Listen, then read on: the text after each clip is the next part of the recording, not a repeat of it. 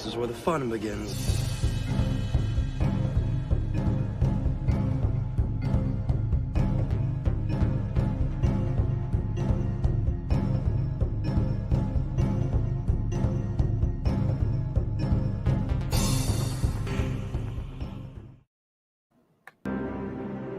I have fought the worst of all wars and witnessed the redemption of evil.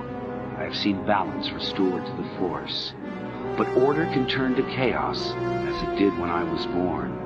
Now, with my loved ones and my loyal allies, I face a new challenge unlike any before. And I'm not sure this time we can win. Star Wars Vector Prime by R.A. Salvatore, the first novel of the new Jedi Order. Hi, everyone. Whoa, excuse me. Wow, that was a bit cracky voice there. So again, hi, everyone, and welcome to Coffee Chat. I'm so happy that we are back at regular schedule, and I'm happy to be chilling with you this fine morning in California.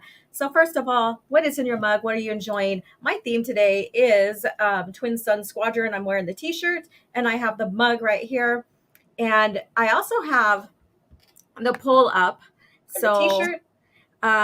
It is about what? Let me go ahead and open it. See if you guys voted already. All right. So it is about which timeline do you prefer? So we have the Old Republic era. We have the prequel era, the classical era, which, is the dark times going into the OT, movies and novels and all that. And then post Return of the Jedi, which there's other little eras in there, basically. You have the New Republic, you have the New Jedi Order, you have the Legacy era. And so that one, I couldn't add the rest of them on there. So I put the post Return of the Jedi era. And excuse me, wow, my voice is just like really crazy today. Old Republic is at 44%, and prequel is at 11%. The classical era is at 22, and the post-Return of the Jedi era is at 22. So they're tied right now. So I'll keep track of that. So as you guys come in, please vote and let me know what you prefer. I was like, what am I going to do the poll ask today? And I was like, well, let's ask them what their favorite era is. And because I did ask this, what is your favorite content out of those era? And it could be movie wise too, if you wish to share. It could be movie, game, comics, novels, short stories that you may have read in the Insider that was, published by some of the authors as well. So go ahead and share that. Let's see here. And let's see who's all joining us. And I had Dermot McQuaid waiting for me. So hello there. Hello. How are you doing? And let's see, the fighting expert. Why, hello there. This will be a very interesting conversation. I guess it's going to be fun. Baran Do Sages is basically the Force Society lore that we're going to go over, as well as the LightSaber Duel rankings, which is, I'm going to have a portion of Coffee Chat called Cringe Factor. And that will go over any current news, maybe stupid polls that I'm going to share with you guys as well. Something that we can laugh at, have fun, cringe at, or what have you. So I'm going to make a little like cringe factor time kind of little video to share on here as we go into that topic in Coffee Chat. So I thought that'd be fun because I do share, even though this is George Lucas' era of Star Wars, I do share, stuff that's happening here and now with Star Wars sometimes. So I think a portion of Coffee Chat will be called Cringe Factor. So I don't know. Let me know what you guys think about that. And hello, Orange Hat Review. And again, I'm going to extend because I haven't even started the friggin' painting. And for the stickers and the prints that need to be mailed out, because I was on vacation and training and all that, and then I was waiting for some addresses, they will be sent out here pretty soon. I apologize for that. It's just how everything happened for me, time-wise schedule. And but I promise you guys, they are coming to you.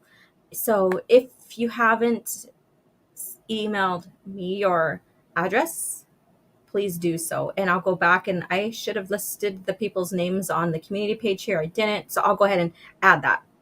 Hey, Alex, how are you doing? Look at that. I love the little sunglasses. Summertime, summertime. Yeah. So, and then Chaos Man 17.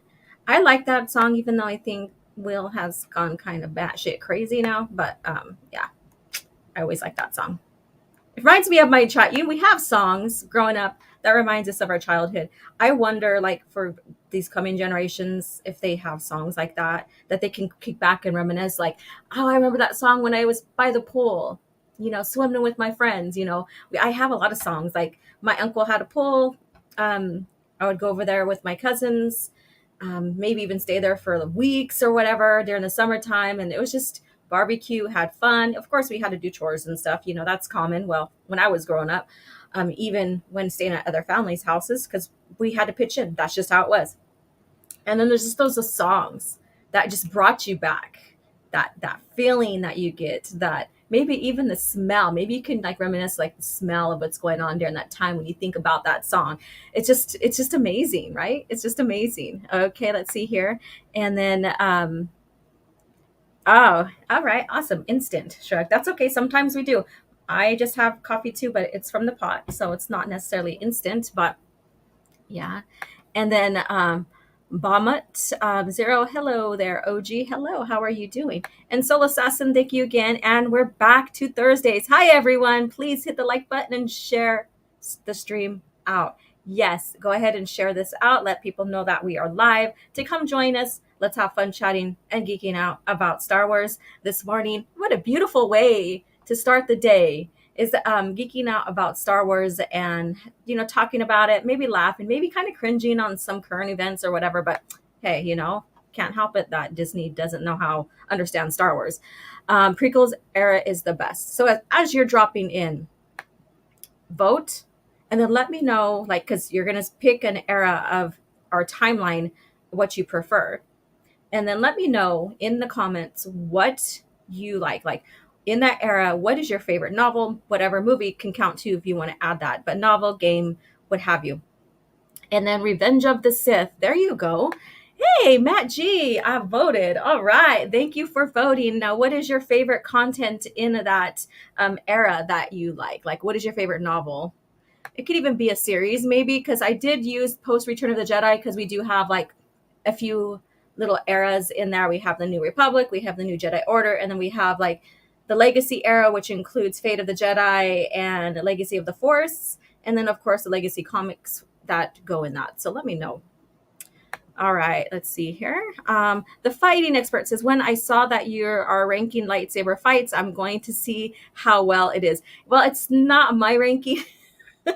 That's why I say we're doing cringe factor portion of coffee chat, because this article, you understand why it's cringe factor here.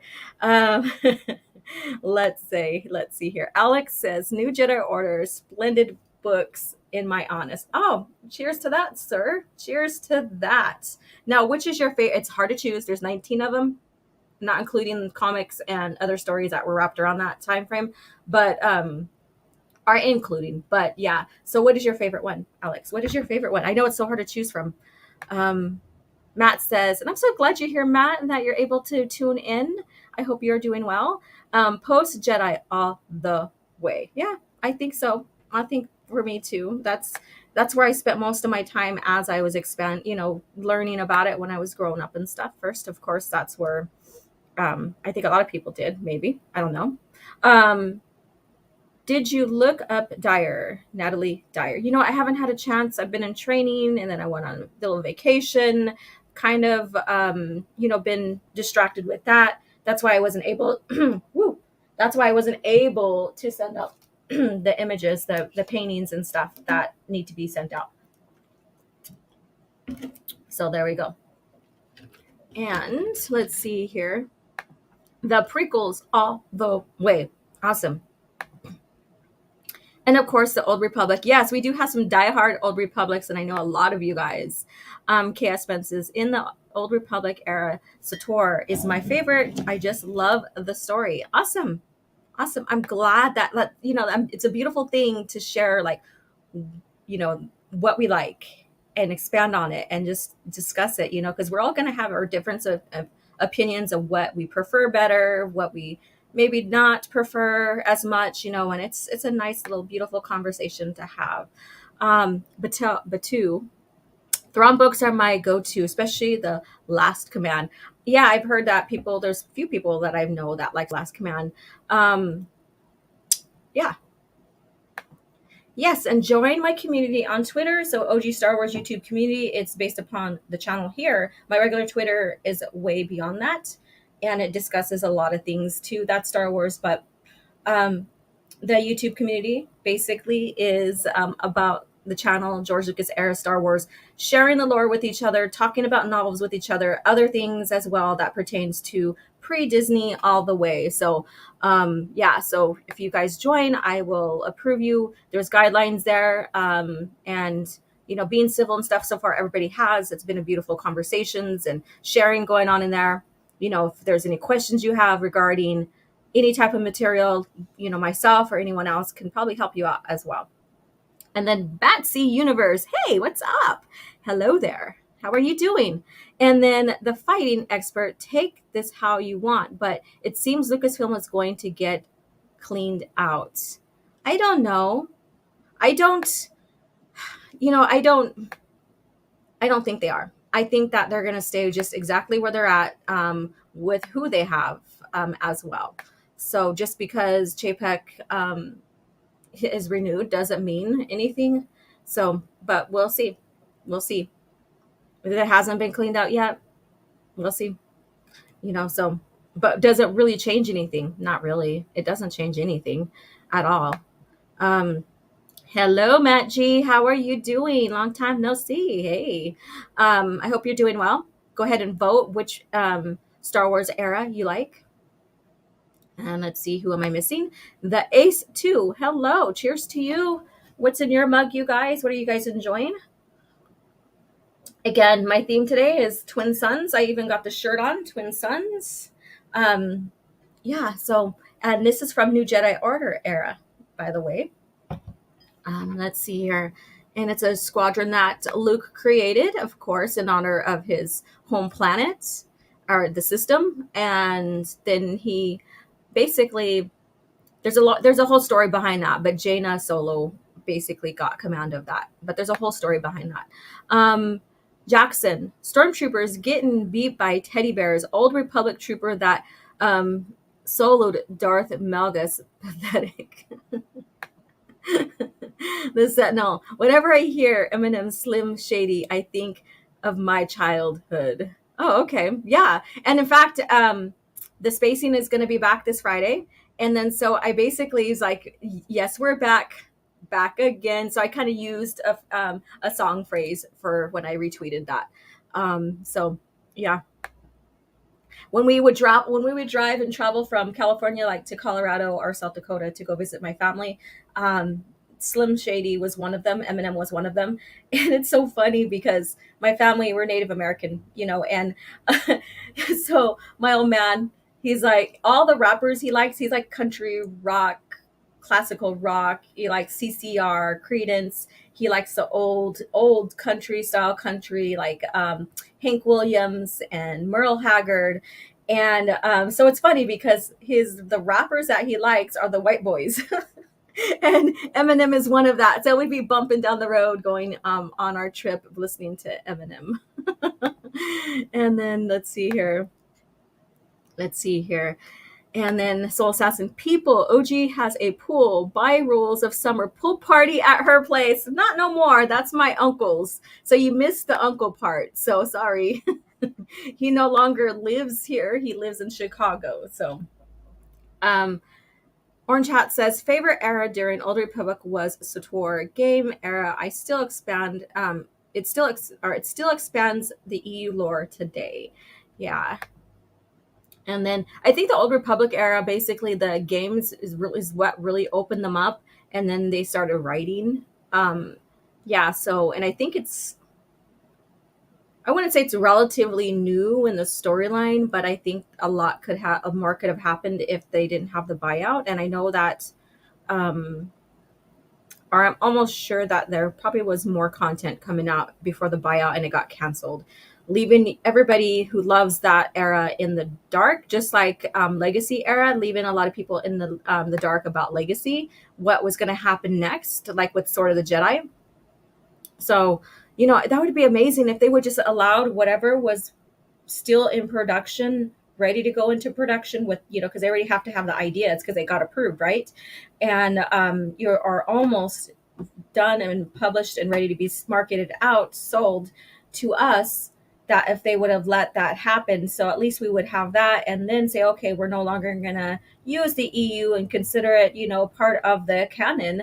At least we would have had a little bit more to go on, and maybe you know, things between fans and the company and stuff might have been a little bit different. I don't know. I'm just throwing that out there. So what do you guys think? Real question is, which era has the best lightsaber duels? Oh, that's going to be a hard one. What do you guys think? So the Sentinel has a serious question going on right here. What do you think, you guys? On top of that, now this might change your mind. It might still pertain to the era you like. Which era has the best lightsaber duels? And let's not talk about the movies. Let's leave the movies out of it. Let's leave the movies out of it. So let me know. Man, thank you, darling, for sharing that.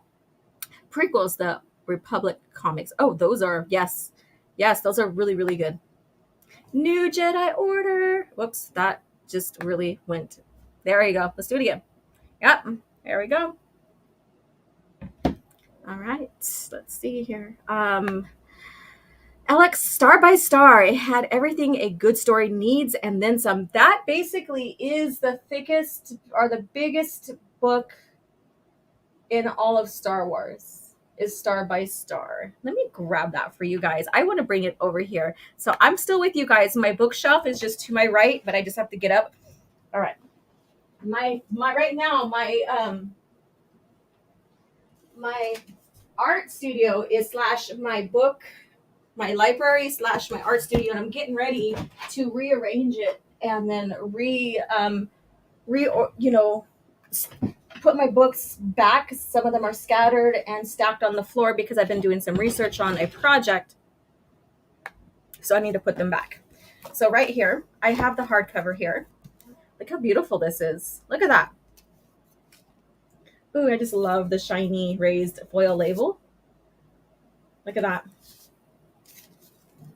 Yeah, so this is so it has 606 pages, and this is the, you know, longest or the biggest or the most pages, the biggest story out there, Star by Star. And yeah, so there's a lot of weight in that one. There is a lot of weight, not literally, but maybe two, but a weight in emotional, what's happening, all of that. And what's interesting is that we see Anakin Solo dying. There's reason why in the story, but if you want to go behind scenes and talk about behind scenes, George didn't want to Anakin's existing at the same time, to get confused in the timeline. And then he also wanted Jason in the forefront. There's a lot of history between of George being involved in the New Jedi Order and then going into the legacy of the Force on what needs to be done with these grandchildren as well. Because whatever happened in the novels did affect the story, the timeline overall. And that was very important to George. Let's see here. The fighting expert. Well, with the article, I may start shouting Latin and bringing up historical text and calling the author kind of dumb. Well, we'll get to that. I'm deciding. I think we'll do the Force lore here. Shoot, I don't have my information in front of me. I have to go grab that as well. Damn it. Yeah, so we'll get into the article first, the cringe factor first, maybe, and then we'll get into the lore. Let's see here. So the question is, what is your favorite lightsaber duel in the novels, games, EU, basically? And I'm gonna go grab something real quick. Again, sorry. I know I kind of a little all over the place today.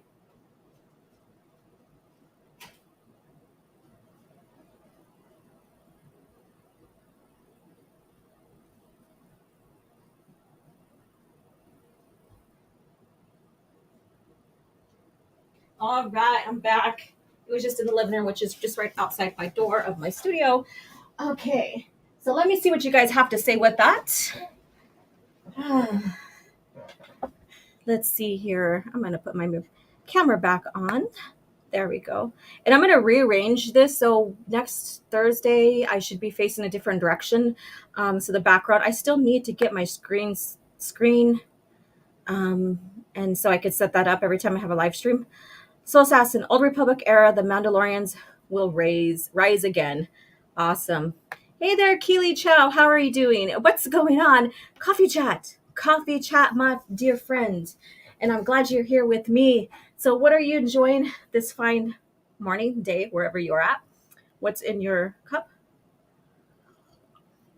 What is in your cup here? Let me know. Soul Assassin is howdy, Keely. Yes. And all right, let's see if what you guys, oh geez, you guys are hopping today. Look at that. I'm so happy to be here with you guys. Devious Lord, what's up? Greetings, OG Star Wars, all good to see everyone. Yes, good to see you too. Make sure as you're coming in, you're voting, let me know what is your favorite content in that era. So if you vote like classical, what is your favorite content in that era? Classical basically is the dark times when the purge happened, the empire rose, going into the OT. And then, of course, the Old Republic, the prequel era, and then post Return of the Jedi, which includes the New Republic, New Jedi Order, Legacy of the Force, Fate of the Jedi. So those little eras within that time frame. I couldn't put everything because it only allows you to add 4, which sucks. Come on now, YouTube, please, allow at least 7 options, I guess. I don't know. Let's see here. Teddy bears with spears and teeth. There we go. Well, they say, you got to be aware of these wild creatures, right? These wild species and stuff. So Disney is authentic. Yeah. Let's see here. And anybody else coming through here? Let me see. Whoa, I hate you. Why? Why do you hate me? Because I have this? Is this why? Look at that. Isn't it gorgeous? And it even has the known regions map in the center. Like if I was to take the cover off. Look at that. Look at that. It's amazing. And I did share the commercial of this as we came in, as I started the show. Best lightsaber duel outside of the movies? I would have to say it is in the intro to Sator where Satele Shan and her master fight Malgus and his master. Okay, fair enough for you.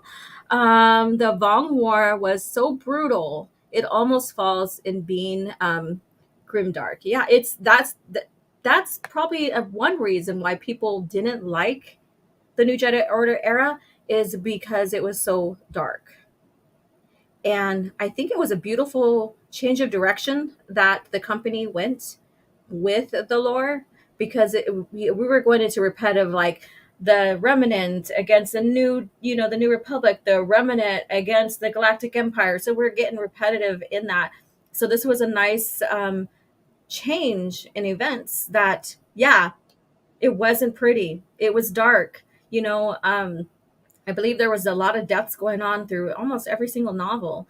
Whether it was, no matter what, like a character we may have known from a different novel, like the history is beautiful in Star Wars because everything was in one continuity to the movies. And so, you still had, keeping continuity to the movies, keeping continuities with the other eras and stuff, and meshing it all together beautifully. So we, like, if you were privy and knew about the lore and recognize the character from another book, and you're like, oh my god, they brought this person in, and oh god, they just died, kind of deal. So it was dark, and not kind of dark, it was dark, and how they how the Vong acted as well, and Luke went from being passive to realizing that him being passive wasn't working. So we even had a kind of Luke, we're trying to figure out how to deal with this and failing at it in a sense, to coming to his senses too. So there was that little bit of like growth there, is the best way I could put that. Let's see here. I was playing the original Couture games on Xbox. Love that game. Awesome. Battle of the Heroes for sure. Let's see. My favorite duels are Annie versus Obi-Wan, Flourish and All, and Luke versus Vader, Bespin. Love Luke's. Yeah, so if you can also share, like in the novels, what was your favorites? Prequel era, all the clone stories. Yeah, let's see here. Woohoo! I have a lot going on here with you guys in the chat, and that's good. That's what this is about. Batu says any duel from before the sequels is cool though. Any duel is far more significantly better than any Disney Star Wars duels, even with the current story that came out. Yes. So that's a given. That's a given. So I'm going to go ahead and read through some of these that you guys had said, and then I'll pull up that article and then we can laugh and cringe with each other. Okay. If I got to do that, Soul Assassin shared this with me. So if I have to go through it with him, you guys are going to go through it with us. So thank Soul Assassin in the chat after we're done. I just set you up, buddy. Sorry. Richard says Jedi, the Fallen Order, Republic Commando, and Jedi Academy were good, but they all pale in comparison to Knights of the Old Republic 1 and 2. And Jelly, hello. Hello. Yeah, and I don't remember how much this cost me because I didn't have the hardcover. I'm slowly collecting some of the hardcovers, or if I can collect all of them. Yeah. And it says, in the shadows of the treacherous enemy, the Jedi Knights reach their darkest hour. Dun, dun, dun. Yeah. So if you know the story, you know exactly. Yeah. And look at Leia and her lightsaber. Look at that. Look at that. Gorgeous. Gorgeous. All right. And then see, Alex says, yeah, because of the hardcover. Yeah, it's gorgeous. It is. Let's see here. Best lightsaber battle, in my honest opinion, Darth Bane versus Zana. Okay, cool. Conceal carry or open carry. Yeah, you guys seen what I posted on that in Twitter, right? That was pretty fun. Soul Assassin, not many books come with maps, but Lucas was, nah, let's put the galaxy map into it. Laugh out loud. Yeah. And they despise the non-Legends cover and sent me Legends edition. Ticks me off. You have to be very careful with that on where you purchase it. I've known people who went on eBay and found, some good prices on hardcover. Not hardcovers don't have legend label, but the paperback, and they were sent it with the legends, even though the pictures shown it wasn't legends. So you have to be very careful, especially if you're trying to stay away from collecting the books without the legends cover. So I would get a hold of them and have it sent back. And then, oh yeah, Leia's fight on Tatooine is cool. Yeah. Let's see here. Oh, outside the movies, probably Ashaj versus Anakin. Gindi Wars. Okay. I like how you said Gindi Wars. Gindi Wars. That's cool. The Vong War was so good. Was a good change that made war have new stakes, as well as expand even the Empire's lore. The original reason of him creating their Death Star was to defeat against the far outsiders. Yeah, there was that little nuance, about that. Maybe one day we'll discuss that here on Coffee Chat. That'd be a good discussion. Lore discussion. Is the far outsiders another reason for the Death Star and all of that? Let's see here, and that's. Young Jedi Knights audiobooks is a channel that are making original audiobooks that are done and have done many Star Wars books. Yeah, if we can pull that link up, Soul Assassin. I don't know if you shared it. Oh yeah, you did. It's right here. I just passed it up. Interested in the Young Jedi Knight, Star Wars, Indiana Jones, and other stories, check out the Young YJK audiobooks, and this is the link right here, so you guys can click on it and save it, go back to it, listen to it. Support these channels that are making the effort to keep the expanded universe in front of you, and that also includes Matt Wilkins with his rereads now. So he did the whole thing in chronological order that the company published it, I think, and so he's doing a reread, and it's interesting if you had followed him through that. and then you're now following him through the reread, you'll see like difference in opinions, or maybe even if it stayed the same, or something that he had caught that he hadn't before. It's always good. Like, there's so many novels, there's so much content in the Star Wars lore that with even the movies, but like if you want to expand onto the movies, because again, it's all one continuity, right? um it will take you, and you start over again no matter where you start at, and you decide to read through it, it'll take you time to get through that. And so then you'll probably rediscover something else that you may have missed. You might find something else that you may like better, or something like, oh crap, I didn't catch that. And then, so it'll keep you interested, basically, is what I'm saying. It'll keep you in the moment. You will have more discovery, and it's so worth it to go through it again. Like, maybe even pause and go through it again. There's always so much content out there, even the rereads and stuff, and the revisits of the novels, of the lore. Let's see here. All right. Let's see here. Okay, pour your drinks out for Wade. No, I'm not going for this Wade thing. He died. He knew what he was getting into. He was part of this budding rebellion, and so yeah. So I'm not going for the Wade. But if you guys want to do that, I'm not stopping you. But not for me. I've dived into the limited info Disney gives about the BTS and the sequel trilogy. Okay. Let's see. Speaking of Legends cover, the new Revan cover is the worst. Or yeah, the Revan cover is the worst of the Legends cover art. Yeah, I went and critiqued them like a couple weeks ago, so you guys can find that in my channel here. As an artist, and of course, the artists, all of us will have varying opinions on what we prefer, what we like to do, and even art style. So mine's back here. You could see that I have my Asajj, and that's just a print. But the image in front of that, I love doing botanicals. I love doing nature stuff, floral, and that is basically, and it's on flat canvas here. It's basically an almond blossom.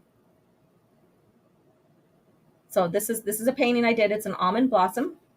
So, and I have other stuff. So my style is, my main style is Native American contemporary. So it goes into ledger art contemporary. And then I do love doing nature scenes. That just has always been me. And then of course my fan art, which I love doing absolutely as well. Let's see here. Disney has ruined Star Wars. They really have vandalized Star Wars. Yeah, well, I think we all came to that point. Yes, now what we need to do is just sit back, enjoy George Lucas era of Star Wars, laugh at all the stories that are coming out with the Disney today, and know and expect continuity errors, between them and the movies. And, and if you're going to watch, but I mean, that's totally up to you. Let's see here. Late to the chat. Oh dear, if I missed it, I apologize. I'd take anything before the sequel. Hell, Jar Jar fight. The battle droids is far superior than the sequels. What is your favorite OG? My most favorite duel outside the movies is there's so many, but I do like the duel with Luke and Jason aboard the Anakin Solo. And those who knows the series, this is from Inferno. That out of that series, out of the Legacy of the Force, Inferno, which is one of the middle books out of the 9, is my favorite book. My favorite one in that.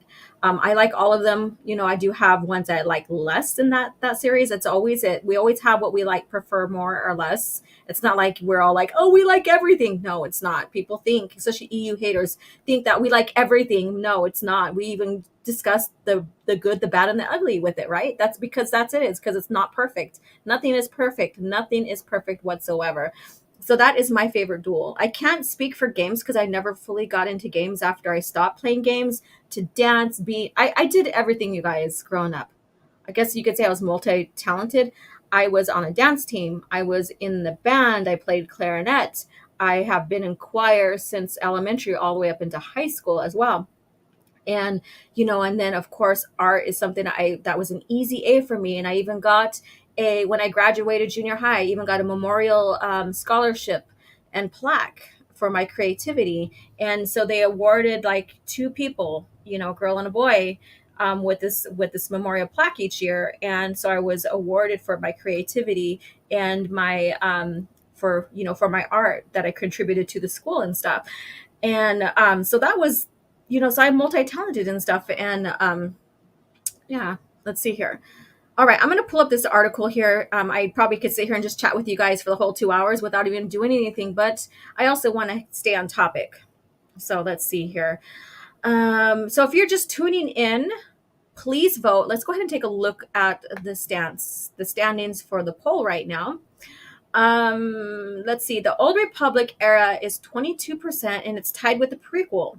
Okay, so now we're shifting here. The classical era now is at the forefront with 31%, and the post-Return of the Jedi is at 25%. So they're all somewhat close with each other. So this is going to be very, very interesting. And I think that I do have a well-balanced chat here. You guys are amazing.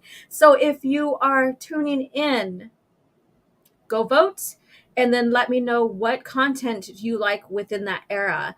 What is your favorite when you vote? And I will try to keep up with you guys here. We have 20 beautiful souls here.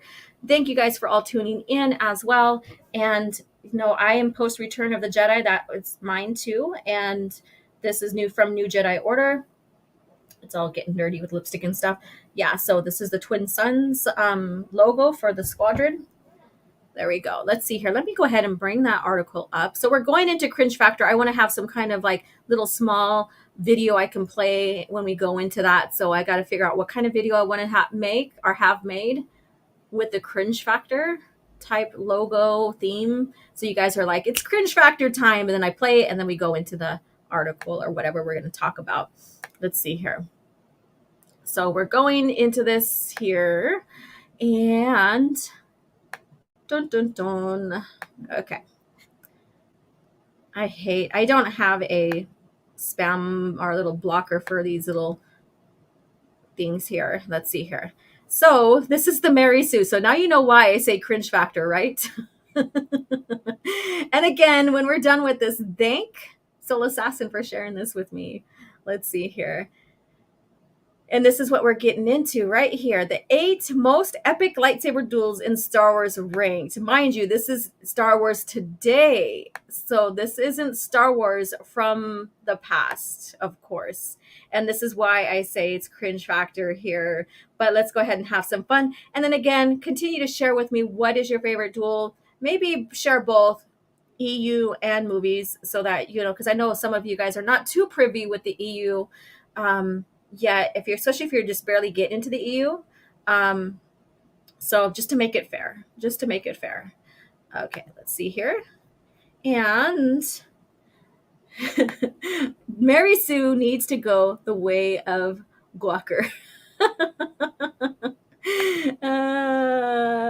I told you.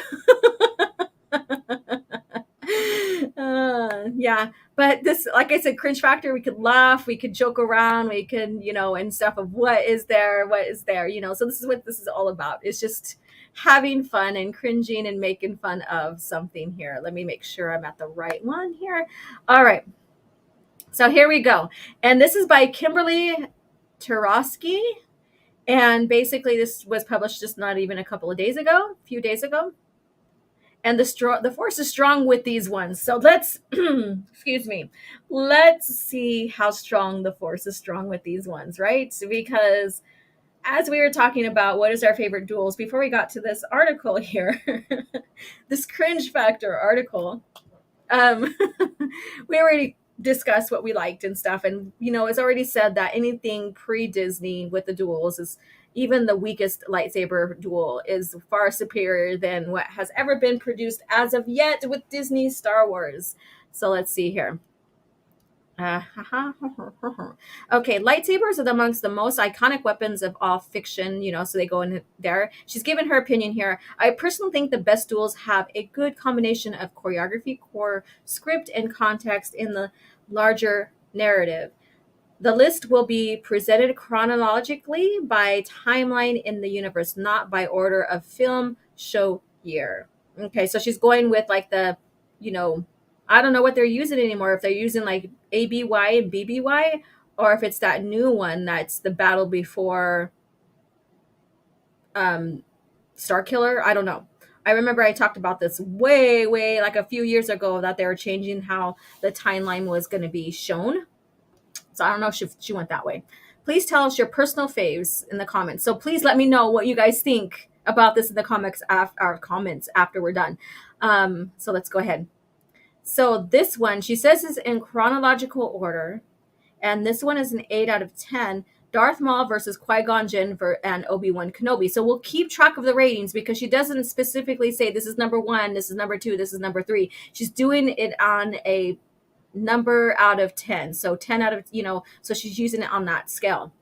Some accuse this duel of being flashy or over choreographed, but the music, the stunts, and the tension of the racial dividing the opponents led to one of the tensest duels of all Star Wars. It's also one of the that's only gotten better with age. Well, that's the thing. Glad you pointed that out. Not only did George's movies, was epic with the content of the score to give you either that quiet, dramatic moments to the to the music, ramping up the mood of the drama, whether it's the duels or not. So Williams and George were brilliant in giving us that context, that feeling from the music and what's going on and being seen. And then the conversations, if there is that between the duelers, you can not, with their body and their stance and what they're saying was also epic because you believed it. So, and let's see here, Darth Maul's age being retconned in favor of continuing his story to excellent effects. I never cared for Darth Maul coming back. Personally, that's me. This is only the first of Darth Maul's duels on the list, but it is far from the last. We know every single friggin' duel Darth Maul gets into, he gets defeated by friggin' Padawans. This one right here, there's a reason why, because this set forth Obi-Wan Kenobi's, arc of training the chosen one. So there we go. So take note, this one's 8 out of 10. She's, and then let's see here. And she said they're in chronological order according to the Star Wars history. Darth Maul and Savage Opress versus Darth Sidious, the Clone Wars Season 5. All right. This was another absolutely incredible duel heightened by its reticence with Darth Maul's Phantom Menace duel. Only this time it's he who has to watch helplessly as a person he loves is killed in front of him, his brother and apprentice, Savage Opress. Savage. It is also incredible in the way that we get to see Sidious dual wielding lightsaber. We already seen it. We've seen that. We've seen that with Yoda. And then they go ahead and say that. This also explains why lightsaber, why he had a spare lightsaber to fight Yoda. We never questioned about him having a lightsaber. So before the Clone Wars, before this, did any of you guys question why he had a spare lightsaber or why he had a lightsaber? All right. You get the sense that despite the two wannabe Siths' best attempts, Sidious is only toying with them for his own amusement. So this is a 9 out of 10. So what do you think? So the Duel of Fates is an 8 out of 10. This is a 9 out of 10.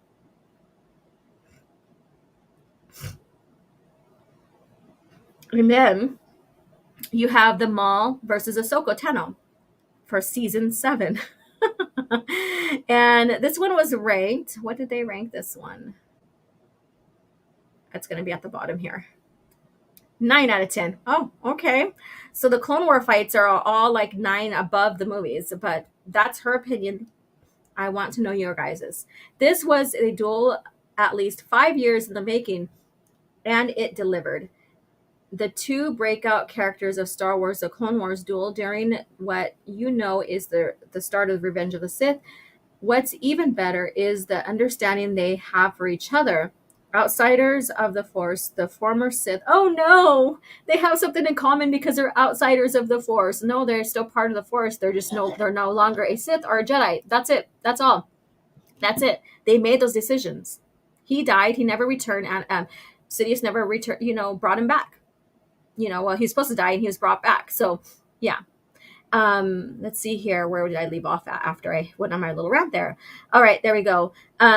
The former Sith and the not a Jedi. Even I like how she says not a Jedi. Yeah, she is not a Jedi. Even better is the idea that maybe if Maul hadn't hinted so strongly at Anakin being a Darksider, Ahsoka would have joined him. And that's the thing. How in the hell does he? I mean, seriously.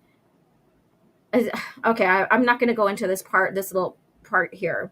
Meaning somewhere in the Star Wars multiverse, Star Wars has never been a multiverse. Maybe they're creating it now, but it's never been a multiverse until Disney bought it.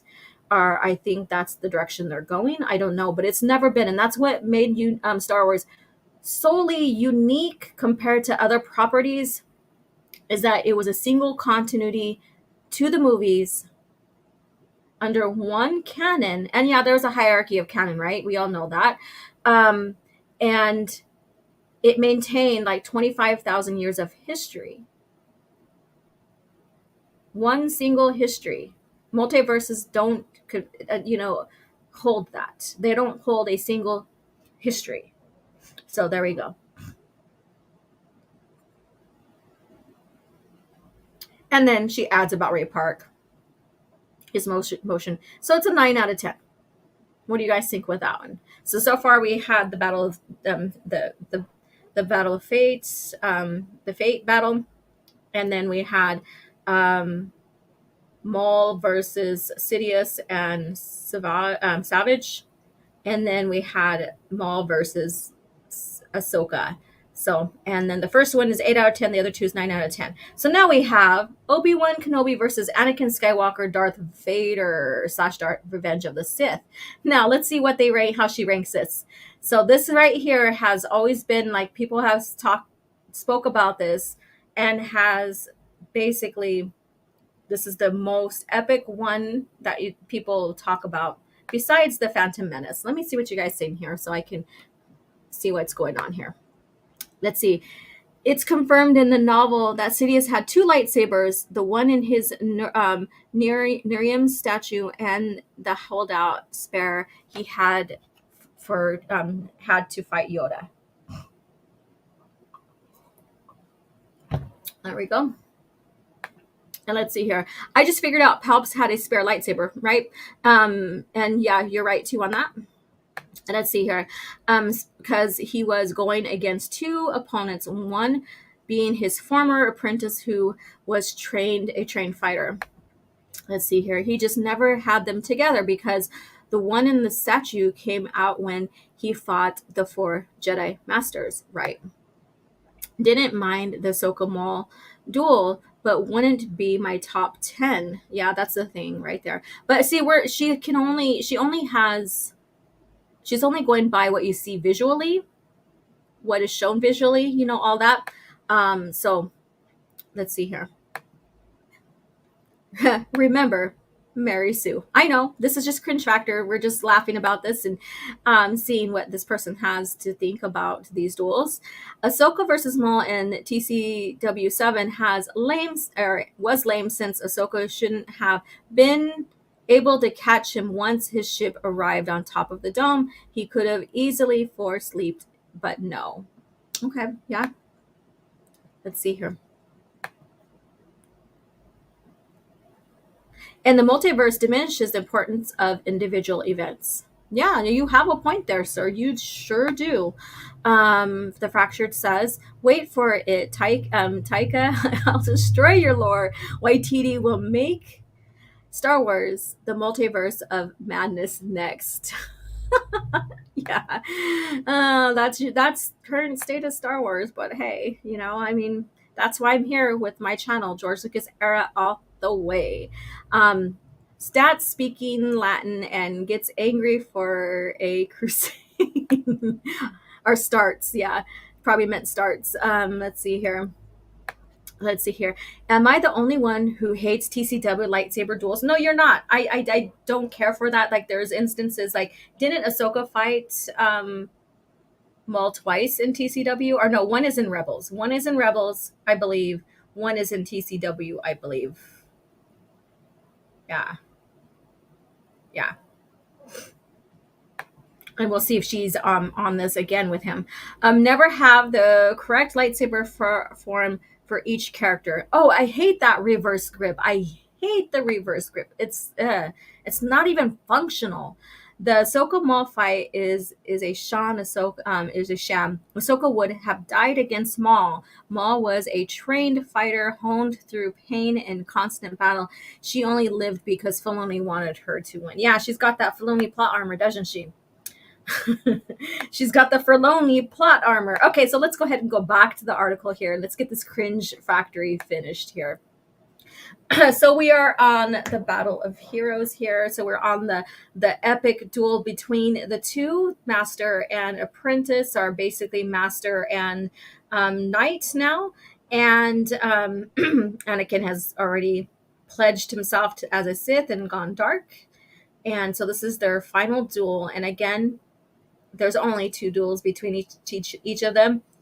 The Death Star and the Return of Revenge of the Sith, Mustafar confrontation. So this is what she says. This is probably the most elaborate duel in Star Wars history, with VFX, costuming, and they had to make dozens of versions of the tunics for all. Yeah, if you go behind the scenes, they were really George is really strict on the phases of how the costuming looked as it progressed, going through the lava river and all of that. Choreography, hail to Nick, amazing, and score coming together in an impressive sequence. Some people accuse this duel of being over choreographed, but I think that's part of the point. Anakin and Obi-Wan knew each other so well that it takes Obi-Wan getting a clear advantage, a high ground, to end it. Also, the part where Anakin manually chokes, or manually, you mean forcefully, or force chokes Obi-Wan with his mechanic hand. Okay, I see what you're saying. Well, the other almost forces Obi-Wan to cut himself with his own lightsaber is among the most intimidating thing.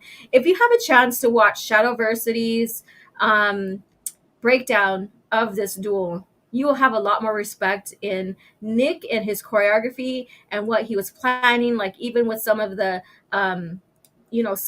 like how they grab each other's wrists and stuff like that, and the flourishes and stuff. You will get a huge respect for not only what we see in this, but also the choreography.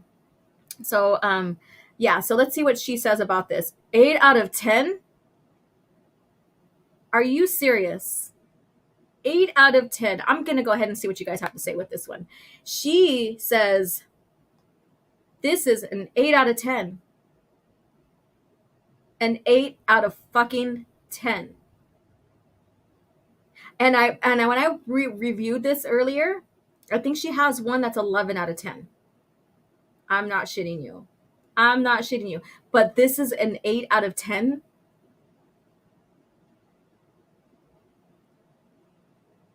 Holy crap. This one right here is the lightsaber duels of all lightsaber duels. I will say next to Return of the Jedi, Luke versus Vader. Those two, because of the weight, the emotion, all of that.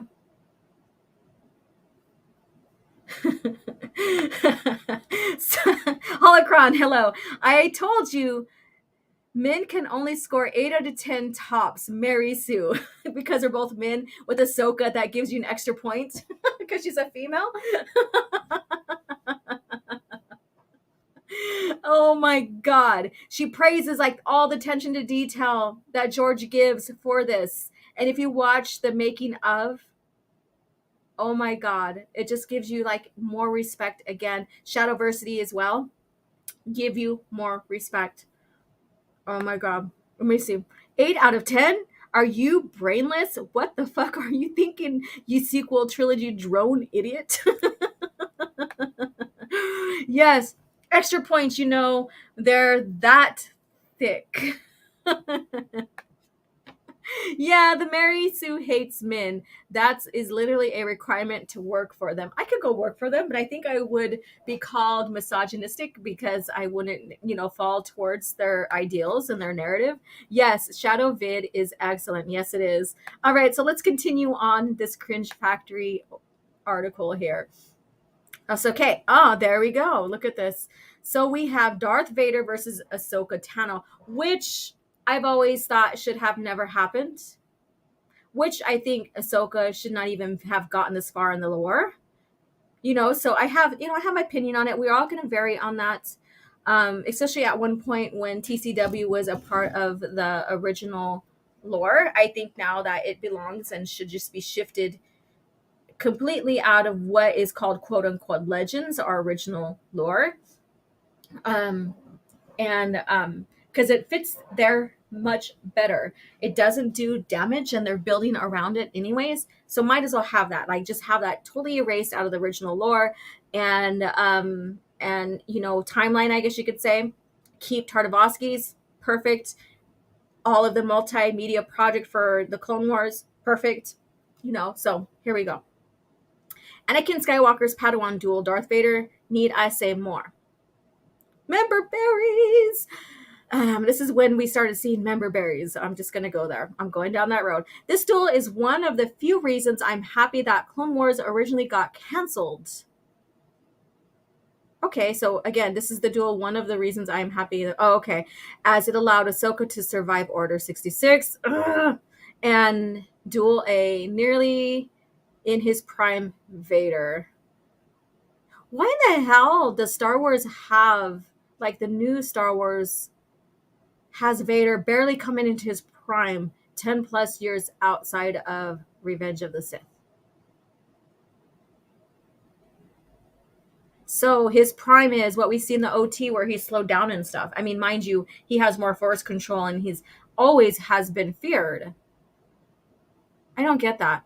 Of course, I originally was so angry with this duel because it felt like it ended Ahsoka's story when there was so much more to tell. Thankfully, Filoni seemed to agree, going so far as to create a form of time travel.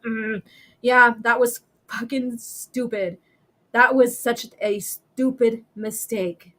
Bringing World Between Worlds in. Just because he needed a way to bring his beloved Ahsoka back. Mind you, he went against George Lucas's wish about having her dead. But, that's something that's been known. We've talked about this and that, many, many times. The duel in its entirety is haunting. And James Earl Jones and Matt Lanter combined their voices after Ahsoka slashes Vader's mask open in heart-wrenching. And then we see this again in the Obi-Wan Kenobi series.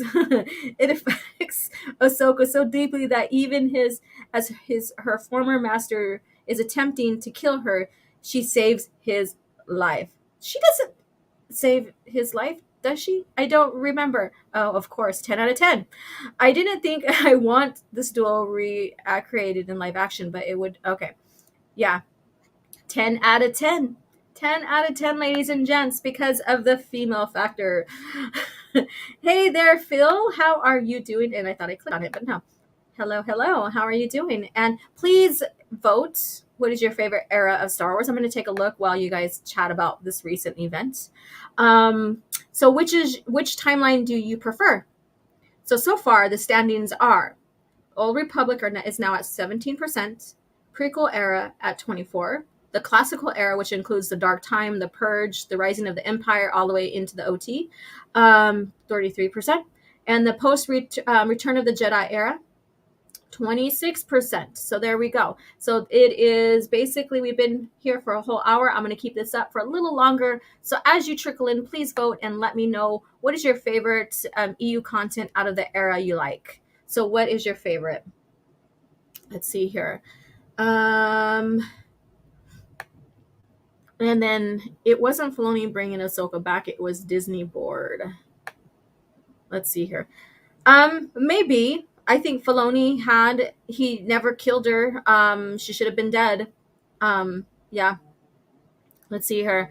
Ahsoka should have been crushed in the fight with Vader through that fight though the fight shouldn't have taken place. Correct. And let's see. Vader was in the Prime shortly after Rise of Darth Vader. He began getting to his level of Prime status in the novel, which he was fighting Roan Shrine. Correct.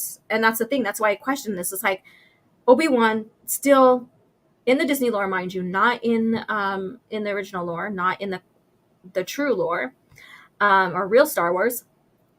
Obi-Wan in the real Star Wars. Yeah, it took him maybe a couple years to get through these emotions and settle himself down, all of that. That's in the novels. That it harkens off of, what we see in Revenge of the Sith, right? Now, with this new lore, 10 years later, he's still downbeaten, trodden. PTSD is what people are calling it, just to explain away stuff. Forgetting his training as a Jedi to help him through these type of situations, right? And 10 years later, he's like a sloth, basically, forgets everything that he's supposed to be doing. I'll fuck off with my female and my emotions. Soul Assassin, you should be proud of yourself. You contributed well to this cringe factor. Congratulations. I'm a huge Ahsoka fan, but I have to admit, if Ahsoka wasn't going to die in Order 66, then she should have died in her duel with Vader. And that's the thing. That's one thing I stated, because I did the research about that after it came out, because I was still like, even with Rebels, I'm like, fuck this crap. I'm just going to stay in George Lucas era. But when people started discussing it, I was like, okay, I have to see what's going on here so I can properly critique. So I revisited that. I did my homework.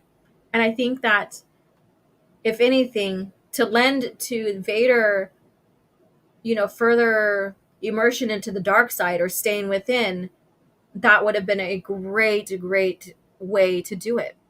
Great way. So, let's see here.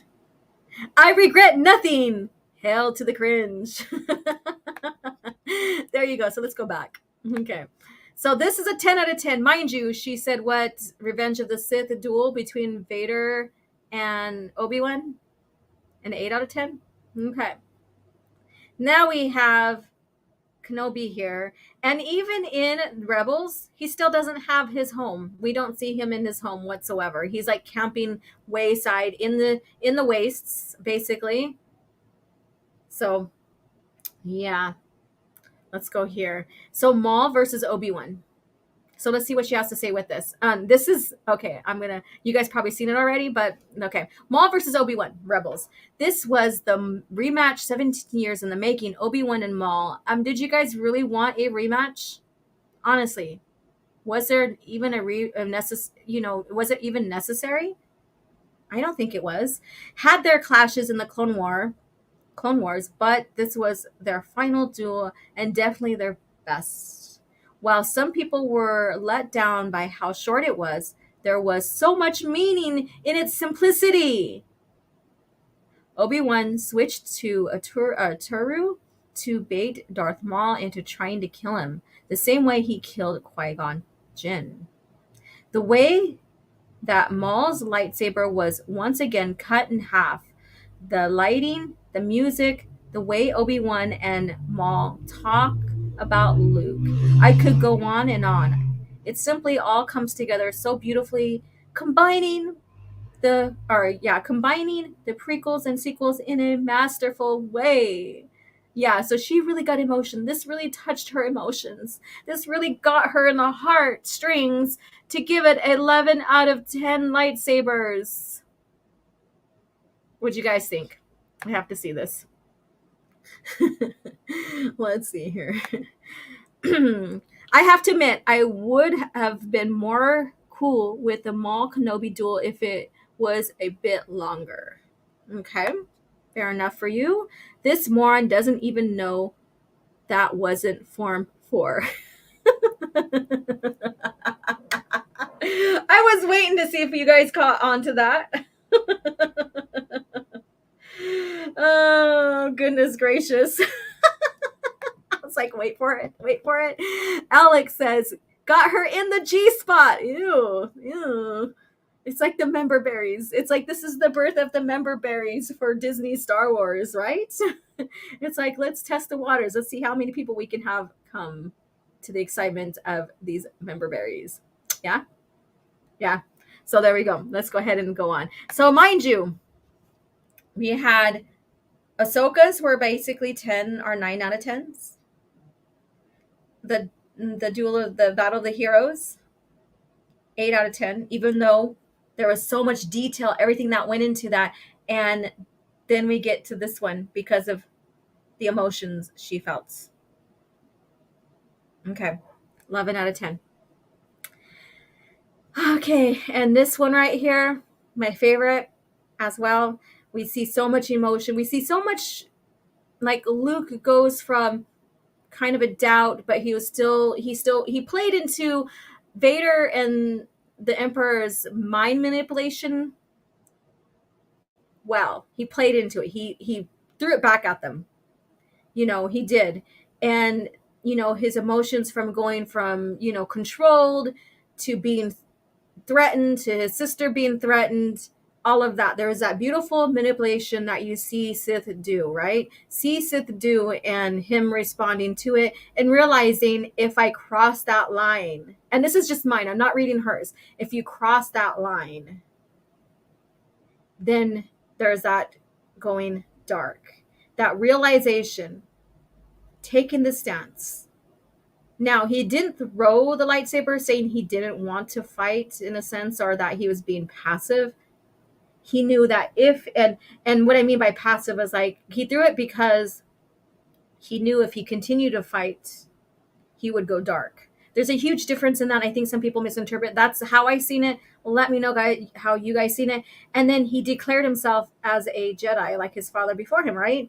Such emotional weight going on there just with the dialogue and the decisions that were made in this. So let's go ahead and go into more of this. So the Empire Strikes Back duel is amazing, but I'm a sucker for backflips and emotional duels. Okay, so yeah, there's a little bit of backflip shown that they can use the Force to enhance themselves, but there's a lot of like beautiful cadence of like duel in here, or fencing, I guess you can say, that was used, which I really adored in this as well. We've seen with the PT the height of the Jedi and what they can do in their lightsaber fights, and then as we get here to this moment, they're almost extinct. There's only a few Jedi left, and so we're not seeing what we've seen before because they're barely bringing the Jedi back. So, of course, we're seeing the stages as of, and then later on in the post Return of the Jedi, we do see Luke getting better using the Force when he duels and all this other stuff.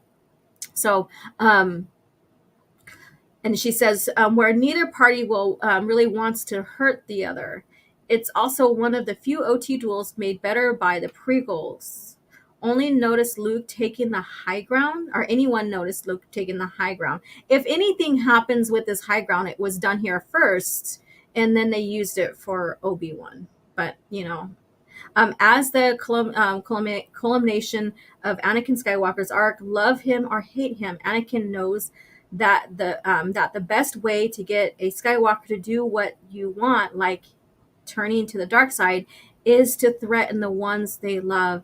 And that combined with his own self-destructive tendencies, making him believe that the only way he can protect his son is by being killed by Luke and forcing Luke to take his place. What? Makes him believe the only way he can protect his son is by being killed by Luke and forcing Luke to take his place. No. that he wasn't worried about protecting Luke. He either wanted him as his apprentice or, or the Emperor. But Luke rejects that belief, defying both Sith and Jedi to save his father. And it works. He actually went into compassion, which is a Jedi thing. And that compassion is what helped, with the redemption.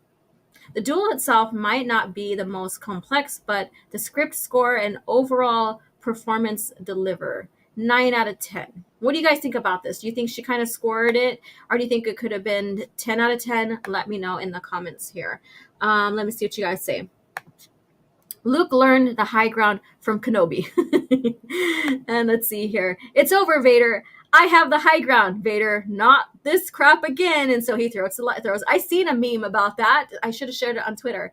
Then he throws his saber to knock him down. Like, yeah. So what do you guys think? Do you think she rated this fair enough? And what do you think about the stance, what she says about this as well? Let's see here. I'm going to go back and let's see what's next in this cringe factor. And it's 10:12. Man, we're still going through this. Okay, here we go. All right. So I think this is the last one here. Kylo Ren versus Rey, The Force Awakens. I maintain that the moment where Rey force pulls the Skywalker lightsaber away from Kylo to swelling to the swelling of the Force theme is one of the best moments of Star Wars, not just the sequel series. Kylo, oh my God, really? She wasn't even trained in the Force to have that kind of a control. Luke struggled in Empire to get the friggin' lightsaber out of the snow. Oh my God, yeah. She did, of course, yeah. Okay, not just the sequel. Okay, Kylo Ren may have Skywalker blood, but he had a long way to go before making himself worthy and wielding of that blade. Since when did it matter how worthy you were to wield the blade? For him to be strong in the Force and stuff. Oh my God. Okay, but yet she was worthy, even though she wasn't trained, and he was trained. That blade was used by a Sith in Revenge of the Sith. So he has to be worthy even though, oh my God, I don't know. All right.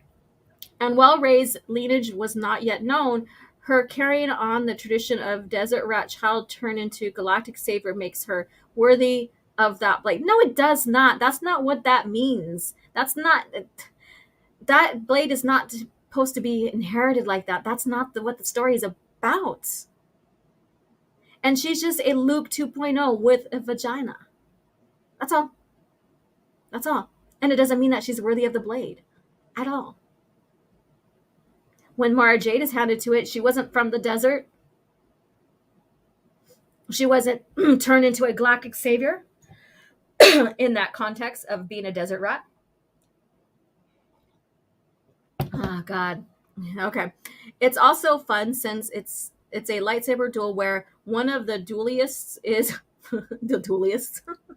That was the duelist is injured and the other uneducated in the weapon, leading to interesting interactions like Rey using it more as a spear with a bunch of thrusts while Kylo attempts more physiological means of fighting. Yeah, she didn't know how to duel. She didn't know exactly. There was no way she should have even survived that force push that he did of her against the tree. Her ass should have been knocked out and stayed knocked down, maybe injured. But then again, Finn shouldn't have even survived the slice up his spine either. Trying to play her doubt of her power, self-worth, and the idea that she needs a teacher. Okay. And then, but like Luke, tapping into the Force to make that impossible shot on the Death Star exhaust port. You cannot compare this with that. He had training. She didn't. There's no comparison. There's no reason why she should be as she is, as seen in this movie.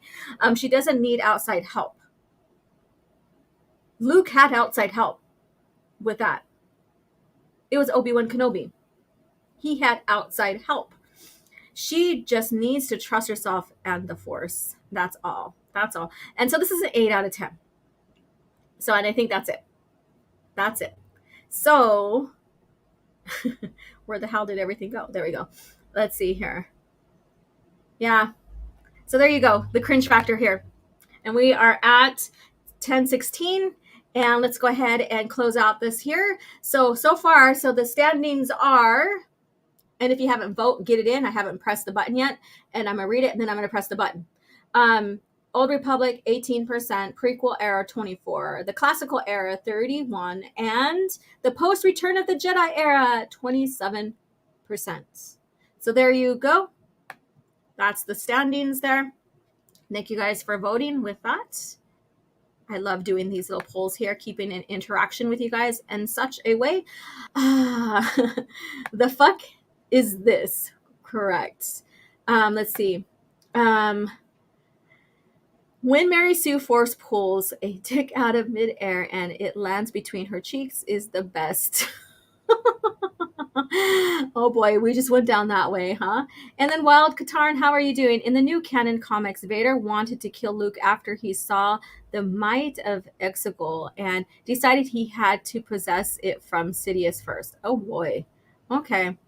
Yeah, you're really going through those and studying and giving me feedback. It's very interesting. Thank you for sharing. Luke learned the high ground from Kenobi. Okay, so now I'm on track where I need to be. The Rilo fight. Yeah, he should have just kissed her, right? All would have been well. And let's see here. The Youngling Slayer 3000, correct. And then if they say it was more like real sword fighting, I would kick something, right? And luckily they didn't. Hey Laura, I know something that is as bad as Disney Star Wars continuity. Oh, you do? Okay. The argument is so dumb. Let's see here. I get very suspicious when fans say they have a crush on Rey. I mean, you have a crush on a androgynous character who made it look defeminized while bossing every male character around. Simple much. Yeah, well, that's the preference, I guess. I mean, everybody has to like something, I guess, whether we agree or not. Desert Rat Pole Dancer. Jeez, that was harsh. Hit the like button and become a channel member. Yes, thank you. And oh, Kylo, sexy, how you killed your dad. Right? Let's see here. Let me clear my voice here. All right. So there we go. There we have that. I do have another article, but I don't think I'm going to go ahead and touch bases on it. Let me take a look at it real quick, and then I'll come back to you guys' comments here. It is called Star Wars Writer Opens Up on How Solo Failure Destroyed Movie Plan. So maybe we can go through this a little bit. And then the Berendo, I'm not going to share it extensively because I want to eventually do a video on that. But I still want to put the, Force Society lore in front of you guys. Just because it's fascinating. It breaks away from Jedi versus Sith. And so we get a whole new view of like other species and other Force societies and how they interact and use the Force. Phil says the thing that Rey has gone in her favor is the fact that she is cute. That is really it. Even her being a Palpatine doesn't save her for me. Yeah, well, that's a good, yeah. Funny, that's not the cringiest article I've sent OG Star Wars. No, it's not. It's not the cringiest one. Let's see here. Rylos are effing psycho, but it seems more from the kind of shit choices in men that young women make. They look like the Rilo relationship, or they look at the Rilo relationships and go, yes, I want to date a psychopath. Shake my fucking head. Yeah, or whatever. SMF. Yeah. Yeah. And fine. If that's what you want and that's what you like. I mean, I don't know. That's not much I can say about that. I skipped your comment. What is it? I went, Christopher, I was looking at other things, so I didn't have it in front of me, and the chat is spinning. And I didn't see it. From that to this, there's nothing. So I don't know. It didn't show up. Sorry about that, darling. Let's see here. A good example is that one of my friends was in recovery from the broken ribs and was able to take someone down who acted like Ray in their first Hema duel. Wow. Okay. Wow. Interesting. Interesting. Let's go ahead and share this article. Well, not that my voice, doesn't, need rest or anything, but I'm here with you guys. We're not ending this cringe factor just yet. So here we go. So we're going to go through this a little bit and just laugh at the irony of all this. So if you guys are not aware, Kenobi, Obi-Wan was supposed to be a movie. It was revealed. We kind of knew that they were thinking it to be a movie. And then all of a sudden, bam, it turned into a series. And then we were basically shared that it was supposed to be a trilogy. So here we go. And I don't want you to pop up here. With the series now at close, writer Stuart Batty is opening up about how Obi-Wan Kenobi changed during its development. Damn it. Let me go ahead and grab some water because my sinuses are just killing me. Oh my God. Oh my God.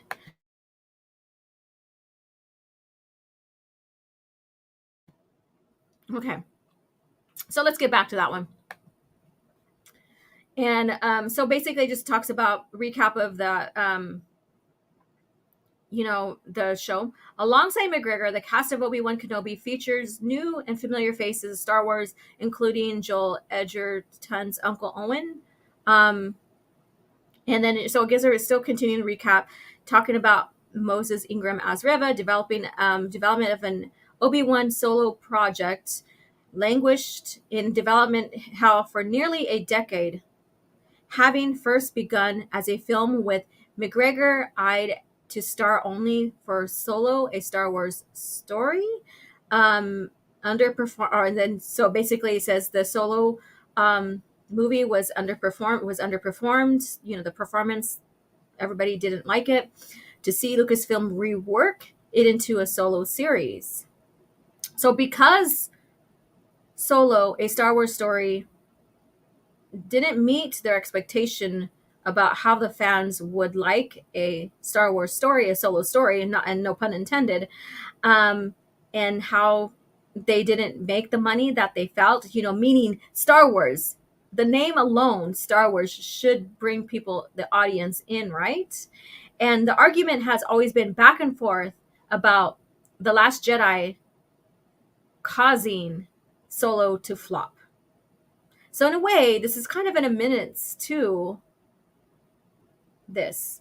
So they're saying because Solo didn't perform as well as they wanted it to, they decided to work it into a series. So they're not going to fully say that Solo was a failure, but this is their admittance so far to it, but they're not going to full on say it. With Obi-Wan Kenobi having premiered on Disney Plus this past May, those behind the show are offering insight into how it finally came to be. Okay, so let's go on. So this is the statement here. While speaking with the Direct about Disney Plus series, writer Stuart Betty reflected on the scrap Star Wars script that became Obi-Wan Kenobi.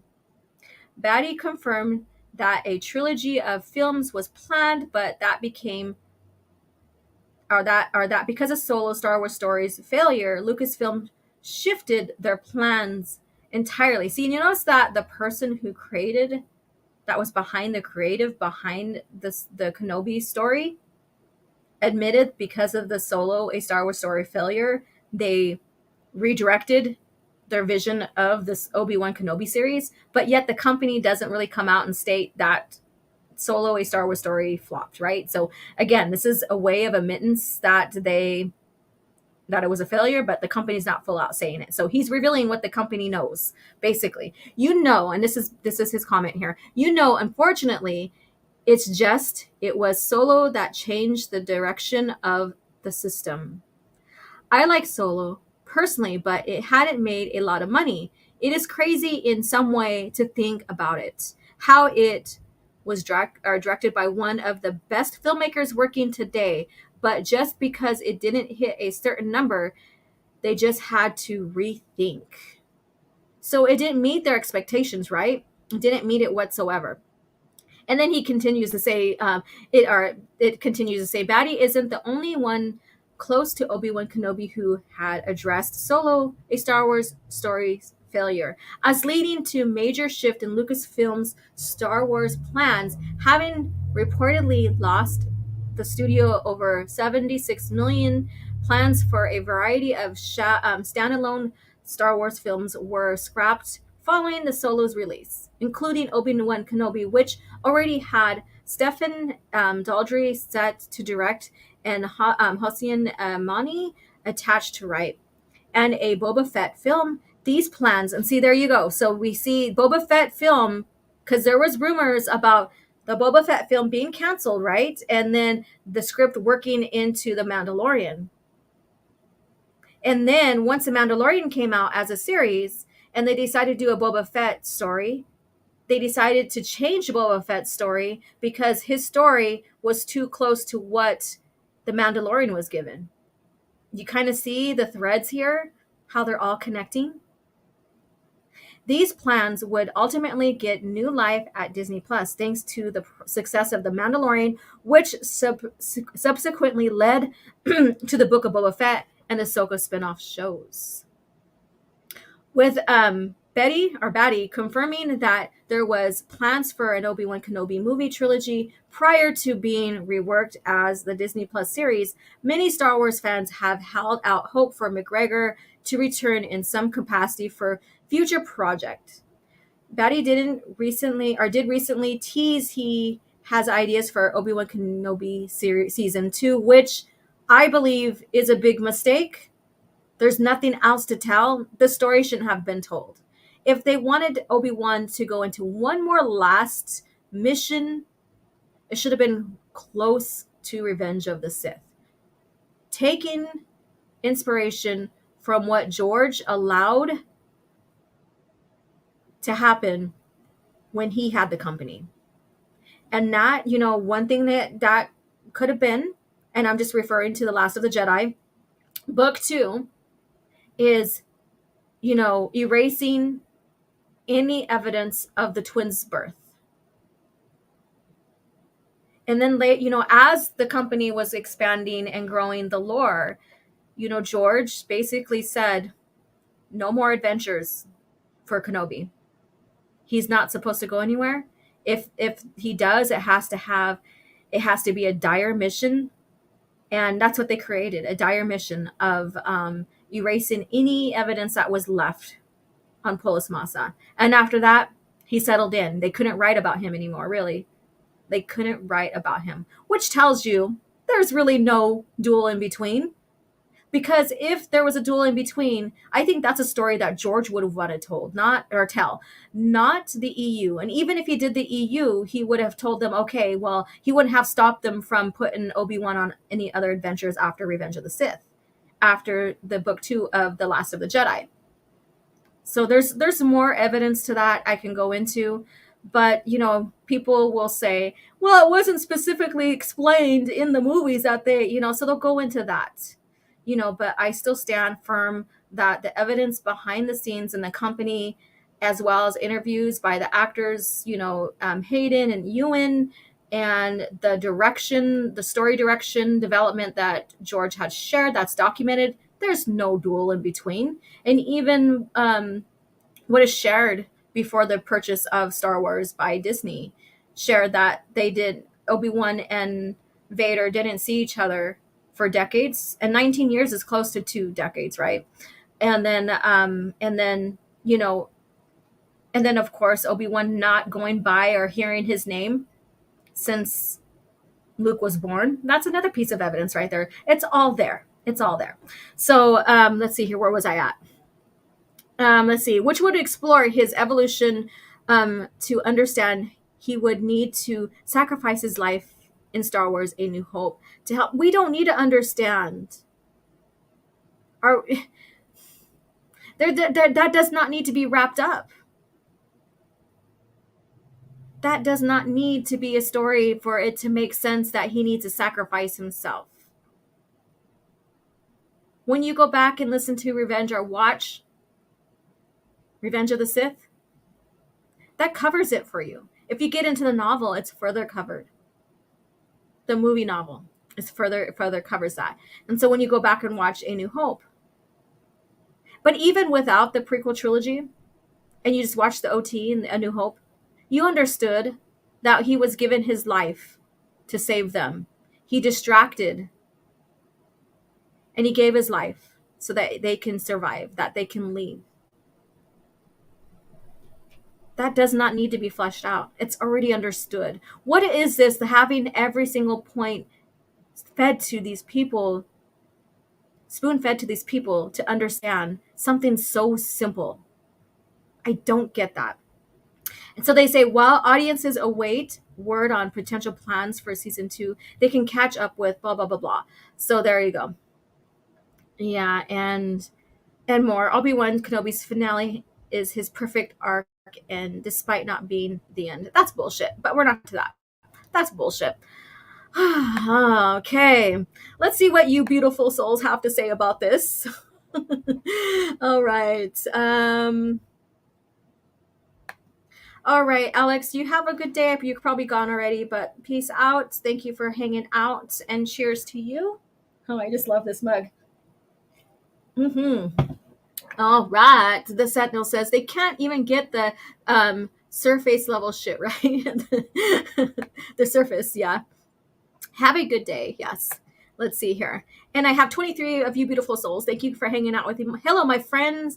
And hey, Abu Nas, what's up? So good to see you all today. Sorry for a late response. Trying to wolf down my lunch. Busy day at work today. Well, don't give yourself a stomach ache. Take your time eating and enjoy listening. And then Keck, hey, what's up? So you guys missed the voting. So like I closed the voting poll like an hour and 20 minutes after we start. But we had you guys vote on which era of Star Wars you prefer better or like better. And, it's the Old Republic, the prequel era, the classical era, which basically goes into the dark times, the rise of the Empire, and into the OT. And then the post Return of the Jedi era, which includes the New Republic, New Jedi Order, and the Legacy era. So even if you didn't have a chance to vote, you can even tell me here now and tell me what in that era novel or piece of EU like out of that era. So if you want to do that, that's your homework assignment. Do it. All right, let's see here. Laugh my ass off. Take a breath, OG. I can see your blood pressure rising. Yes. Right. It's cringe. That's like cringe. So I decided, since you're stepping in, you and Keck are stepping a little bit later than normal. So I'm going to have a portion of Coffee Chat called Cringe Factor. And that will review current news in Star Wars and what's going on. So you missed the lightsaber ranking by from Mary Sue, which speaks in itself. That's why it's cringe, part of the Cringe Factor. And this article is part of Cringe Factor. So there you go. It says, it seems like it was all sabotage all along for anything that was outside Kathleen Kennedy's vision. Maybe. I just shake my head at Disney decisions now and go back and reread books and pour through my Star Wars comics book collection. Awesome. That's all you got to do.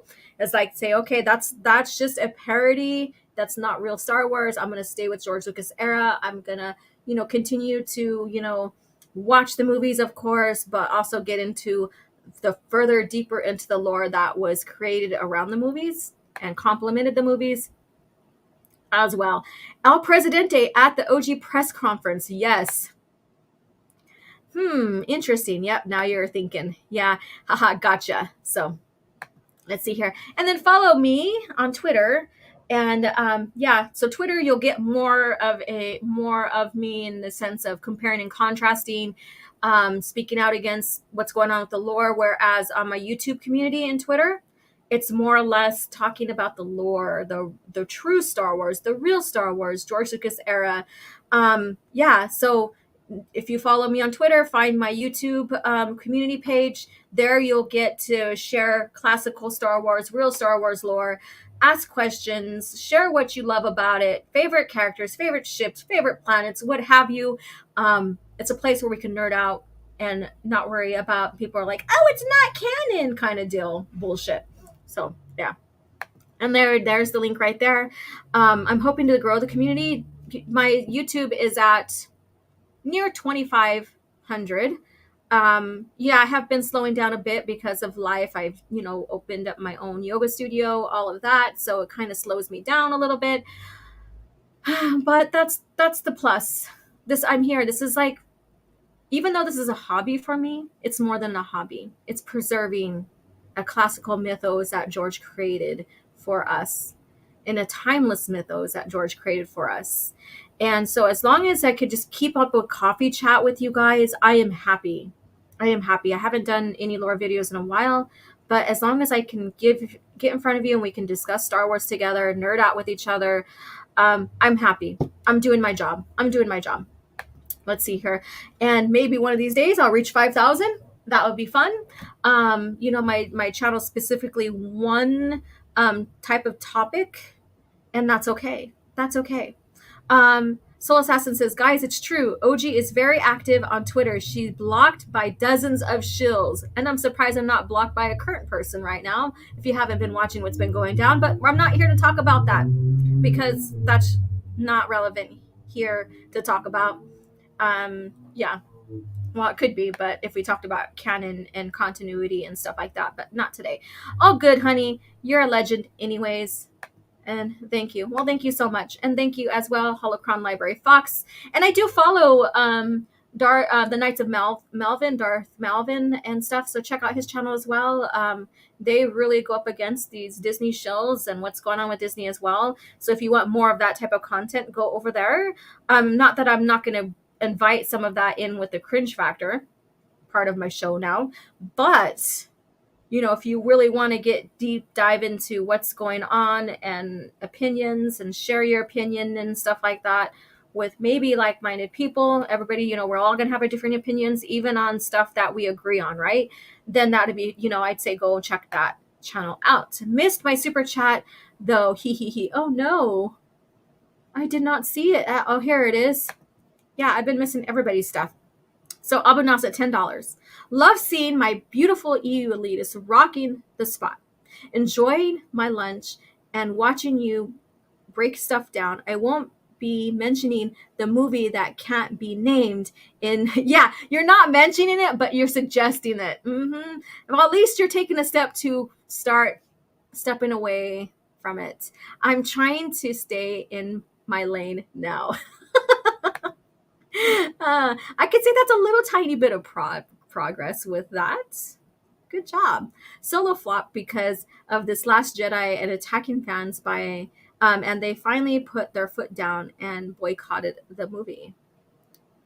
So let's see here. All right, sorry about that. And with anybody else, if I missed something that you needed me to see, or questions or whatever. Yes, and then whoopsie. And then, yeah, of course, Raging Rhino 2, he breaks that down beautifully as well. And I would suggest going over there. I don't mind going on other channels and breaking stuff down with what I know with the lore. I don't mind contributing to that whatsoever. I did do a review of Obi-Wan Kenobi series trailer on here, but I haven't done anything else since then. But that's another channel to see, as well as Open Airlock Policy, which I will be on the spacing with him this Friday. So we are back again. A little break. Sometimes we need that. And then we regroup, come back stronger than ever. Epstein's Ghost, $5. Thank you so much. Wow, barely found you, but if Abu watches your channel, I know you're legit. Well, thank you so much. Thank you. And I didn't have a chance to even check out Dark Council last night. I had to go to work. I subbed a hot yoga class, and so my time was, given to others at the time. So I didn't have a chance to watch Dark Council, and I need to rewatch that. It gets interesting sometimes. Mike likes tacos. I like tacos too. Andor will save Star Wars. I like you said wars. Wars. All right, so let's get into some lore now. Let's get out of the cringe factor now. Let's go ahead and let me get out of this one here. And I love doing the slides for you guys because it's a hell of a lot easier to present. And this is just the nerd part of me when it comes to school and education and all of that. So we are looking at the 4 species Berendo Sages. And, they're expanded a lot in the lore. Plo Koon was a part of that, and we'll get into that. And so I thought, well, we'll get into that because they also have a significant with Luke Skywalker when he goes into exile, because yes, Luke did go into exile in the lore, like George wanted him to, right? And he's retracing Jason Solo's tracks on what had happened, and what Force societies he visited on his sabbatical, on learning more about the Force, because we learn, if you read through the New Jedi Order into the Darkness trilogy, we know that Jason was like conflicted. He wanted to be a Jedi, but he didn't. He knew there was more out there to learn. He was fascinated with the lore of the Force, basically. And I say lore, but you know what I mean. And so he wanted to expand his self with that knowledge. And so the Berendo Sages was one of the groups that he visited on Keldor, I believe. And so we're going to get into that. I'm not going to get too much into like what each novel said. This one is one of them that has a lot of history behind it. I'm just going to get into some of the bare minimum, and I would love to do a lore video on this. I have so many ideas, you guys. It's like it's spinning into my head. I just got to regroup and say, okay, where did I leave off last with the lore? And let's expand from there. Excuse me. So let's go. Berendo Sages. This is from the Reader's Companion. This is Luke and Ben Skywalker visiting and going to the Berendo Sages for information. So I'm going to go ahead and get myself out of here so you guys can see that as well. I should have just kept the script white. It looked better black when I was making the slide here, but it looks too dark here. But that could be me. Yeah, it's probably me because my bright on my computer was low. Thousands of years before the Keldors joined the Galactic Republic, they developed their own Force tradition, the Berendo, practitioners of which were called sages. The Berendo acted as advisors and seers to the leaders of the Keldor society. Initially, the sages used the Force to amplify their natural senses, allowing them to detect dangerous weather phenomena in advance, saving the lives of countless Keldors by warning of impending natural disasters. However, as the Berendo began to spend more time meditating on the nature of the Force, they found they could see into the future, and they became all the more valuable to Keldor society by preventing wars and stopping catastrophes along in advance. And so this right here, so we see that in the lore that Plo Koon is a part of this, expands on his lore as well pertaining to them. We learn a lot more when Luke is deciding where he needs to go to retrace Jason's tracks. And I think this is, was a fun one to revisit as well. Let me see what you guys, and let me know if you guys know anything about the Berendo Sages, about this Force society. Let me know, you guys, in the chat here. And we have 26 people here. Thank you so much. So basically, about when they first joined the Galactic Republic, it was 5,975 BBY. And so that's when they really they were still recluse. They still stayed amongst themselves, but that's when they decided to join. After the Dorn joined the Republic, and they're also Dorn, the Jedi welcomed the Force-sensitive Keldors to enter their ranks, and the Berendor dwindled. However, these who were discounted by the Jedi are discovered too late to begin Jedi training, continue to train under the remaining Berendo Sages. So back then, there was that age. They had to be a certain age to join. We see that. That's in the lore. And so if they were too old to go in, then they stayed with the Sages, even though the Sages were still a small group. So that's a little bit of history there. Let's see here. Let's go on here. Who passed down their erroneous old traditions as it was before the coming of the Jedi. Still, the Berendo members became so few that their order faded into relative obscurity on their own world until Caldoran society came to regard them as little more than wizards and prophets. By the time the Clone Wars, the Berendos were almost completely forgotten. As a result, they went virtually unnoticed when Darth Vader and the Imperial Inquisitors began hunting Force sensitives, and they still exist today. So in the lore, during that time, they decided if they're going to keep the Berendo Sage alive, they went underground. So they created, and this was given in Fate of the Jedi, that they created a sense of where they it was an honor to pass, to die, to give up your physical force, and with that they went underground. And then by keeping themselves intact underground, they believed that they were preserving their ways. So very interesting how that went. Very, very interesting. And then Jackson says, imagine risking your life moment by moment just to be part of a galaxy. Plo Koon is a goat. Right. And he was a part of that. And so basically, by keeping their society intact, they went underground.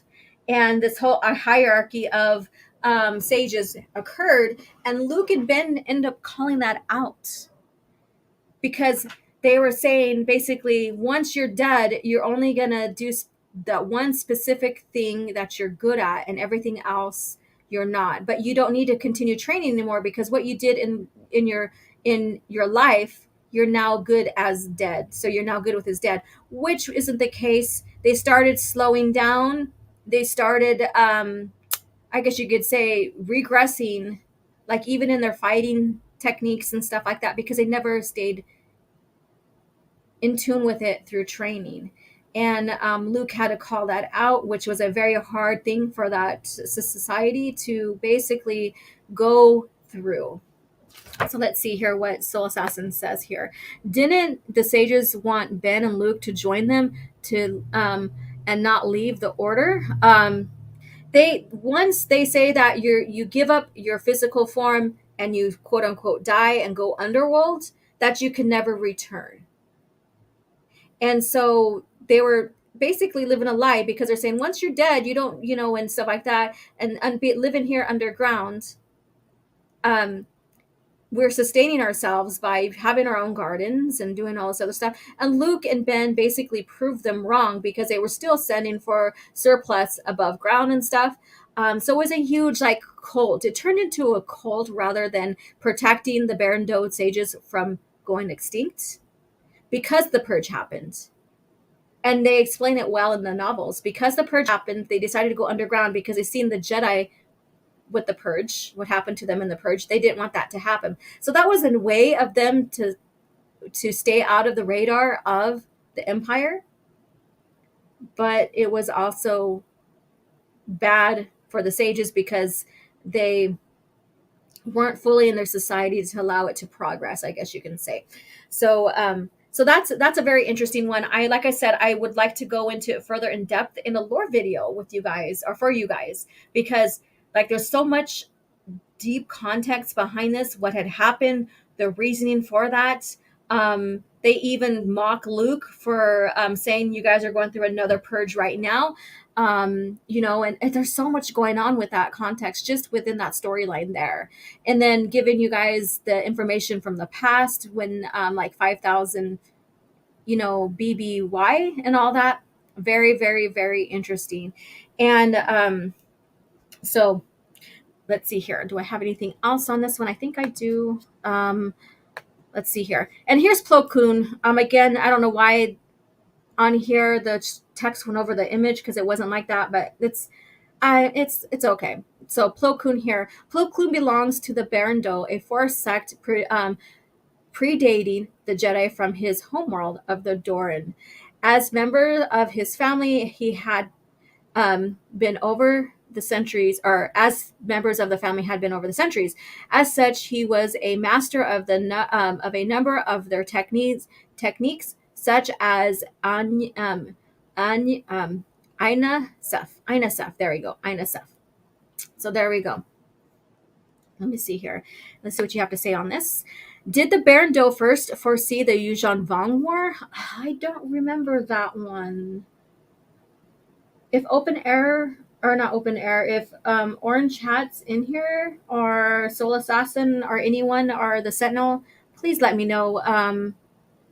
I think they might have, from what I recall, but I'm vague, so I don't want to say yes or no. It's a vague. I haven't read through the New Jedi Order in a while, and so some things are vague to me now. Yeah. Let's see here. And then check out Open Airlock character review on Obi-Wan Kenobi. Yes, so check that out there. So yeah, so this is what I want you guys to be interested in, the Force societies outside the Jedi and Sith, because they are a Force society as well. Each one of these societies has a different view of looking at the Force, using the Force, and how like each species can harness the Force. And I think that's very fascinating. Let me see. Orange says, I'm not quite sure if they did. I did know that Mace Windu saw Coruscant in a vision after it was transperiformed basically by the Vong. Yeah, I remember that one, but I don't remember that. So you know what? I will, after we're done here in Coffee Chat, I will share that in my YouTube community. So stay tuned for that. I will do a little homework for you guys, because I vaguely remember, or I'm like, not vaguely, but not, I don't quite remember, and I don't want to say yes or no because I'm not positive on that answer. And I'd rather be positive with a yes or no than assume, right? And that goes behind my investigative training that I had when I worked in background investigation, is that you want all your ducks aligned before you make a statement, right? And you want to be precise and concise with those points. Sometimes it feels redundant, or like, oh, well, but that's just the way it needs to go. So here you go, you guys. So do you have any other questions about the Berendo Sages here while we're here with each other? Other than what I presented, go ahead and start sharing here. And there is something that about 30 ABY, the Berendo Doran Dorantello explains that the Berendo's philosophy and training methods and this was when he reached out to Luke Skywalker when he created the new Jedi Order. So I'm going to go ahead and read through that, and we're going to close here. So a little bit more lore here, a little bit more knowledge behind Plo Koon, his people, and the Berendo Sages that he basically belonged to, which I think is very, very fascinating because, he's been a fascinating character. Thank you so much for the grammar correction. You know me, Tuscan Bob, Greg. You know me, yeah. Of course. Let's see here, and let's go here. So this is what he had to say. Dorantel said, "Dear Jedi Masters, the Berendo Sages are aware that you know little of our order. We have attached records of Old Republic era Jedi that attest to our long history and welcome any questions you may have. We have chosen to contact you now because we anticipate that the Jedi are evolving towards a different view of the Force." Of course, that's what the new Jedi Order is about, right? Let's see here. "This view will regard the dark side as an essential part of the Force, something incapable of being completely shunned or conquered. The Berendo have long maintained that the dark side is a necessary evil, essential to the Force as death is to life." And see, this goes back to what I was saying about how each Force society views the Force differently. The Jedi and the Sith are something common that we all know because of what is presented to us from the movies and the arcs of these Jedi, like Luke's New Order and the PT or the prequel trilogy order, the Old Order, and all that. And the Sith lore. So, knowing and learning about these other Force societies, how they view the Force, how they use the Force pertaining to their species as well, is very, very fascinating. And essential to the Force as death is to life. However, we also stress the importance of distinguishing between the light and the darkness. We anticipate that this evolving view will cause confusion, anxiety, and danger within the Jedi Order. All Jedi may not find solutions to their concerns in the ways of the Berendo, but all will find we are very good listeners. As you may know, the Kaldor tend to see all moral issues in terms of black and white. And since our earliest civilization, our judicial systems have advocated executions and punitive amputations of the criminals, although the Berendo have never harmed an innocent or protected a murderer, the Kaldors have gained an undeserved reputation as the bloodthirsty executioners. So they're saying that they're people basically, go extreme, an eye for an eye, but the Kaldors don't believe in that. So they're for society. The sages don't believe that. Let's see where I'm at now. This is unwarranted, for like the Jedi, we kill only when we think, feel, and believe it is necessary. But unlike the Jedi, we have a greater safety net for apprentices and members of the Berendo, because we can predict whether a Berendo sage might be drawn to the dark side. We have always been able to prevent this from happening. The Berendo philosophy revolves around quieting the mind and listening to the environment. It was this quiet meditative outlook that led our ancestors into a study of the Force as a sensory aid. And ancient Berendo learned to shut out the noise and clutter of the world around them, and instead listening to the guidance of the Force. Our training focused on meditative practices as well as the interpretations of the sensations and visions. Many aspects of the training involve some form of sensory deprivation and sensory overload. An apprentice might be placed in a light-proof sound chamber for hours or for days. And if you go back to the Corellian trilogy, I think it's that one. I think it is that one. I might not. No, it is the Legacy of the Force. Sorry.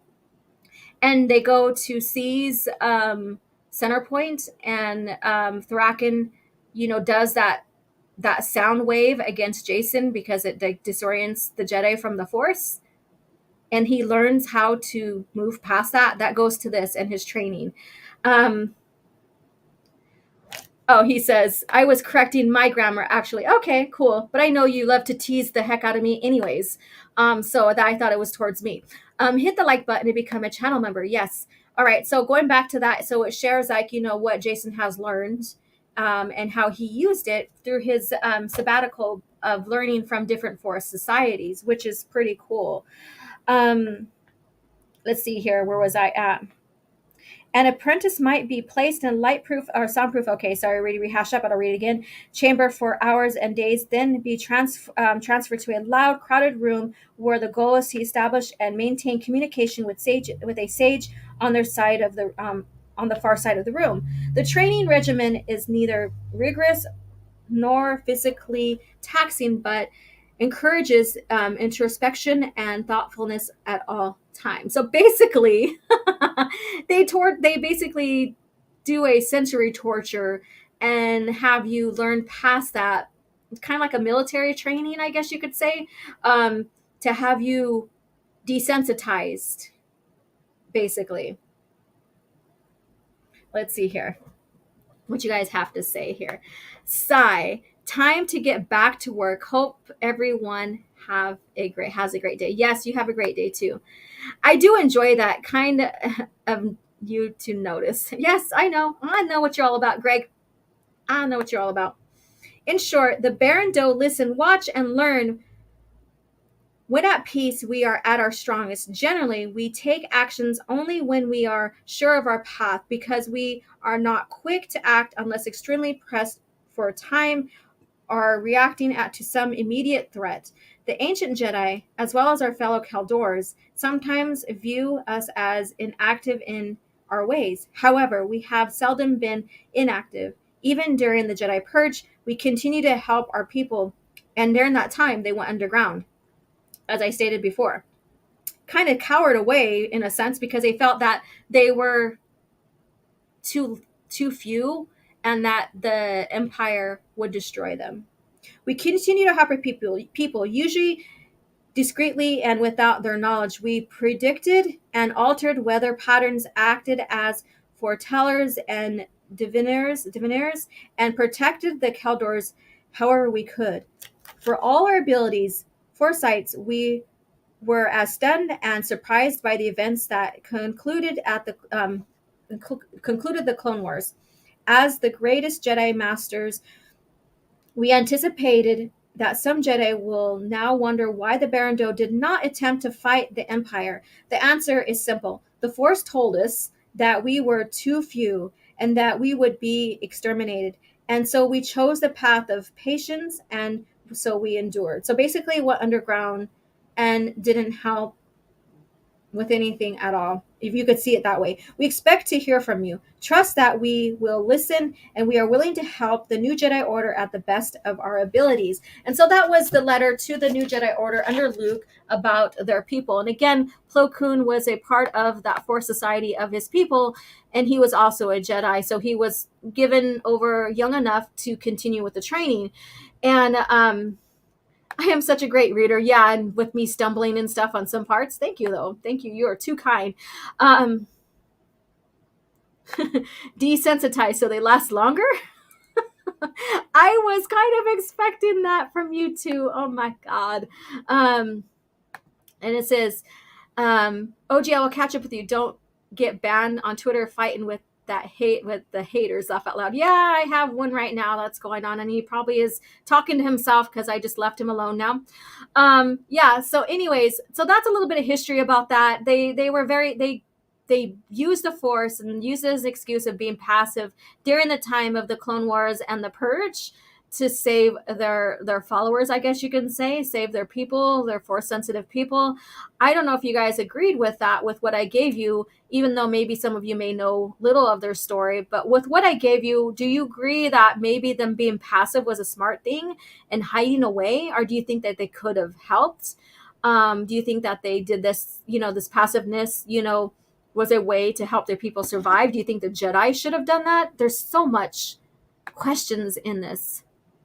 But that when Luke visits him, when Luke and Ben Skywalker visits the Berendo Sages, he does point out some stuff. So I think I will clip some of their discussions for an EU short. I haven't done one in such a long time. Maybe since we're visiting this Force Society, the Berendo Sages, that maybe that would be something to post, upload. And then Soul Assassin says, I wonder if Plo Koon's niece was a member of the Sages too. Yeah, basically the family was. When I was researching this, she was noted to be part of the Sages as well. And then cowards. There you go. Yes, cowards. Yeah, so now we're going up a little over 2 hours now. So let me know if you have any more you want to comment on this Force Society and their approach to how they decided, their approach to the Purge, and watching their fellow Force Society, humans, and well, not just humans, because in the real Star Wars, all species were part of the rebellion and stuff, and even the Jedi. But it seems like in Disney Star Wars, it's predominantly human. They went from a diversity of species past human to now it just being human and focusing on the races of human. So very weird, very, very weird, just for the thing of diversity. And then Buzzy Jones says, what did Luke and Jason learn from, if anything, from Plutonium and Plutonium and Zoma Seacot? They So there was some things they learned, but that was the Vong. That was learning about the Vong history and why they were coming in to basically wipe out like the resources of the galaxy. They would go between galaxies they would wipe out the resource, overuse, and leave. So let's see here. And OG, is there a EU explanation to why Qui-Gon is super healthy at 60 in the Phantom Menace? I just think it's the Force. Because look at Yoda. He lived. I mean, his species lives for a very long time, but he was able to prolong his life to help wait for Luke to return to him. So I think it's the Force, basically. And let's see. Disney fears a diverse alien female. That's not Ahsoka. Right. And then Kevin. Well, they basically pulled a Yoda and disappeared out of the reach of Order 66. I wouldn't necessarily call it cowardice, especially if the Force gave them foreknowledge of the Purge. And I think, to me, that was a cop-out. I really do. I think they used the Force saying, oh, the Force told us, was a cop-out. I really, really do. But that's just my opinion. So if you see it that way, that's cool. But I think they used the Force as an excuse to cower away from the events. Because if they really, really did use the Force, as they said, to resolve issues and stuff, then they would have went and helped. That's just how I see that. Especially when they had two of their own with the Jedi Order. So they're like, oh, screw us. It's bad luck to be you, Plo Koon, and his niece, and I forgot her name. I think her name is Tin Koon. I'm not sure. But it sucks to be you. We're not going to come help. Yeah, so they'll make up for it. They'll say that all the clones were Ken dolls. They're all they thems, correct. They're all they thems. Great stream, OG. Wonderful chat. Thank you, Lady Toriel. And let's see here. Fair point. And let's see here. All right. And I didn't share it, but because I have to update it. But Teresa, there's a what do you call it? A GoFundMe for Lady Toriel. I don't have the link up to share right now, and I haven't shared it yet because I had to update it and I haven't done it.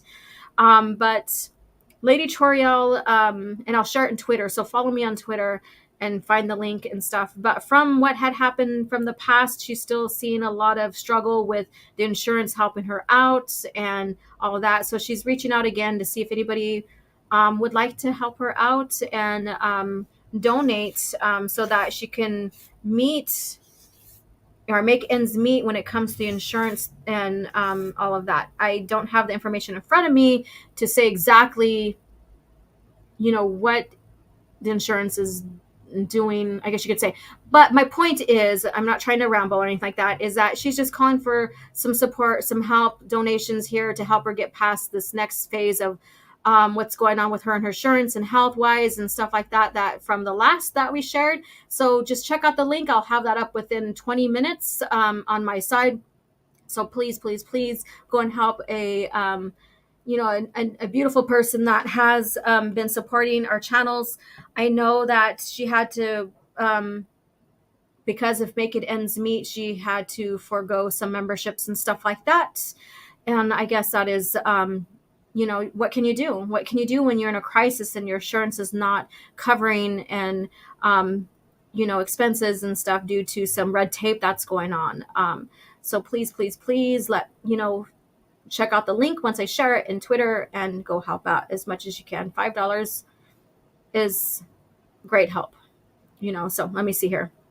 Shakun, there you go. I don't know why I said Tin Kun. I don't know why. That sounds kind of racist, though. Oh my God. Congrats on the monetization. Yes, congratulations to Master of TDS for his monetization. Hello, we're about to end here. Sorry that you're coming in at the end. Congrats on monetization. Yes, I already seen that one there. All right, so thank you guys so much. Again, I will do a short with Yeah, you need the link. I haven't shared it on Twitter at all yet. I have to update some information in there that was given to me.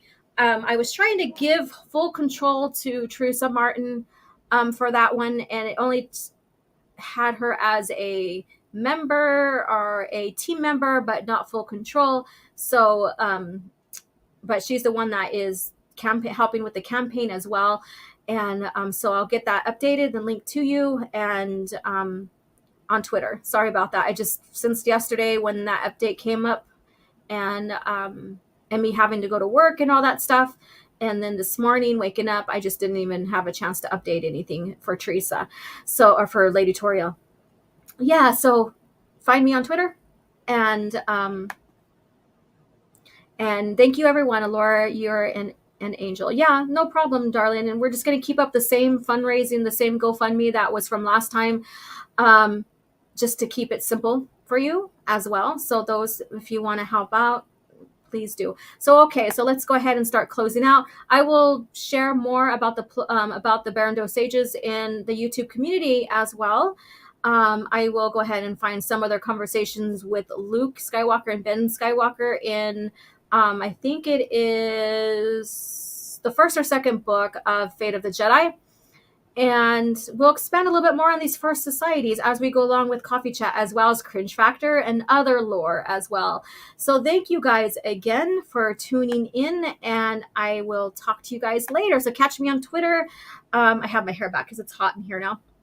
So catch me on Twitter and in the YouTube community that I created, and I shall chat with you guys later. Any questions you have about the lore or what have you, let me know. So you guys have a great day, and may the Force be with you.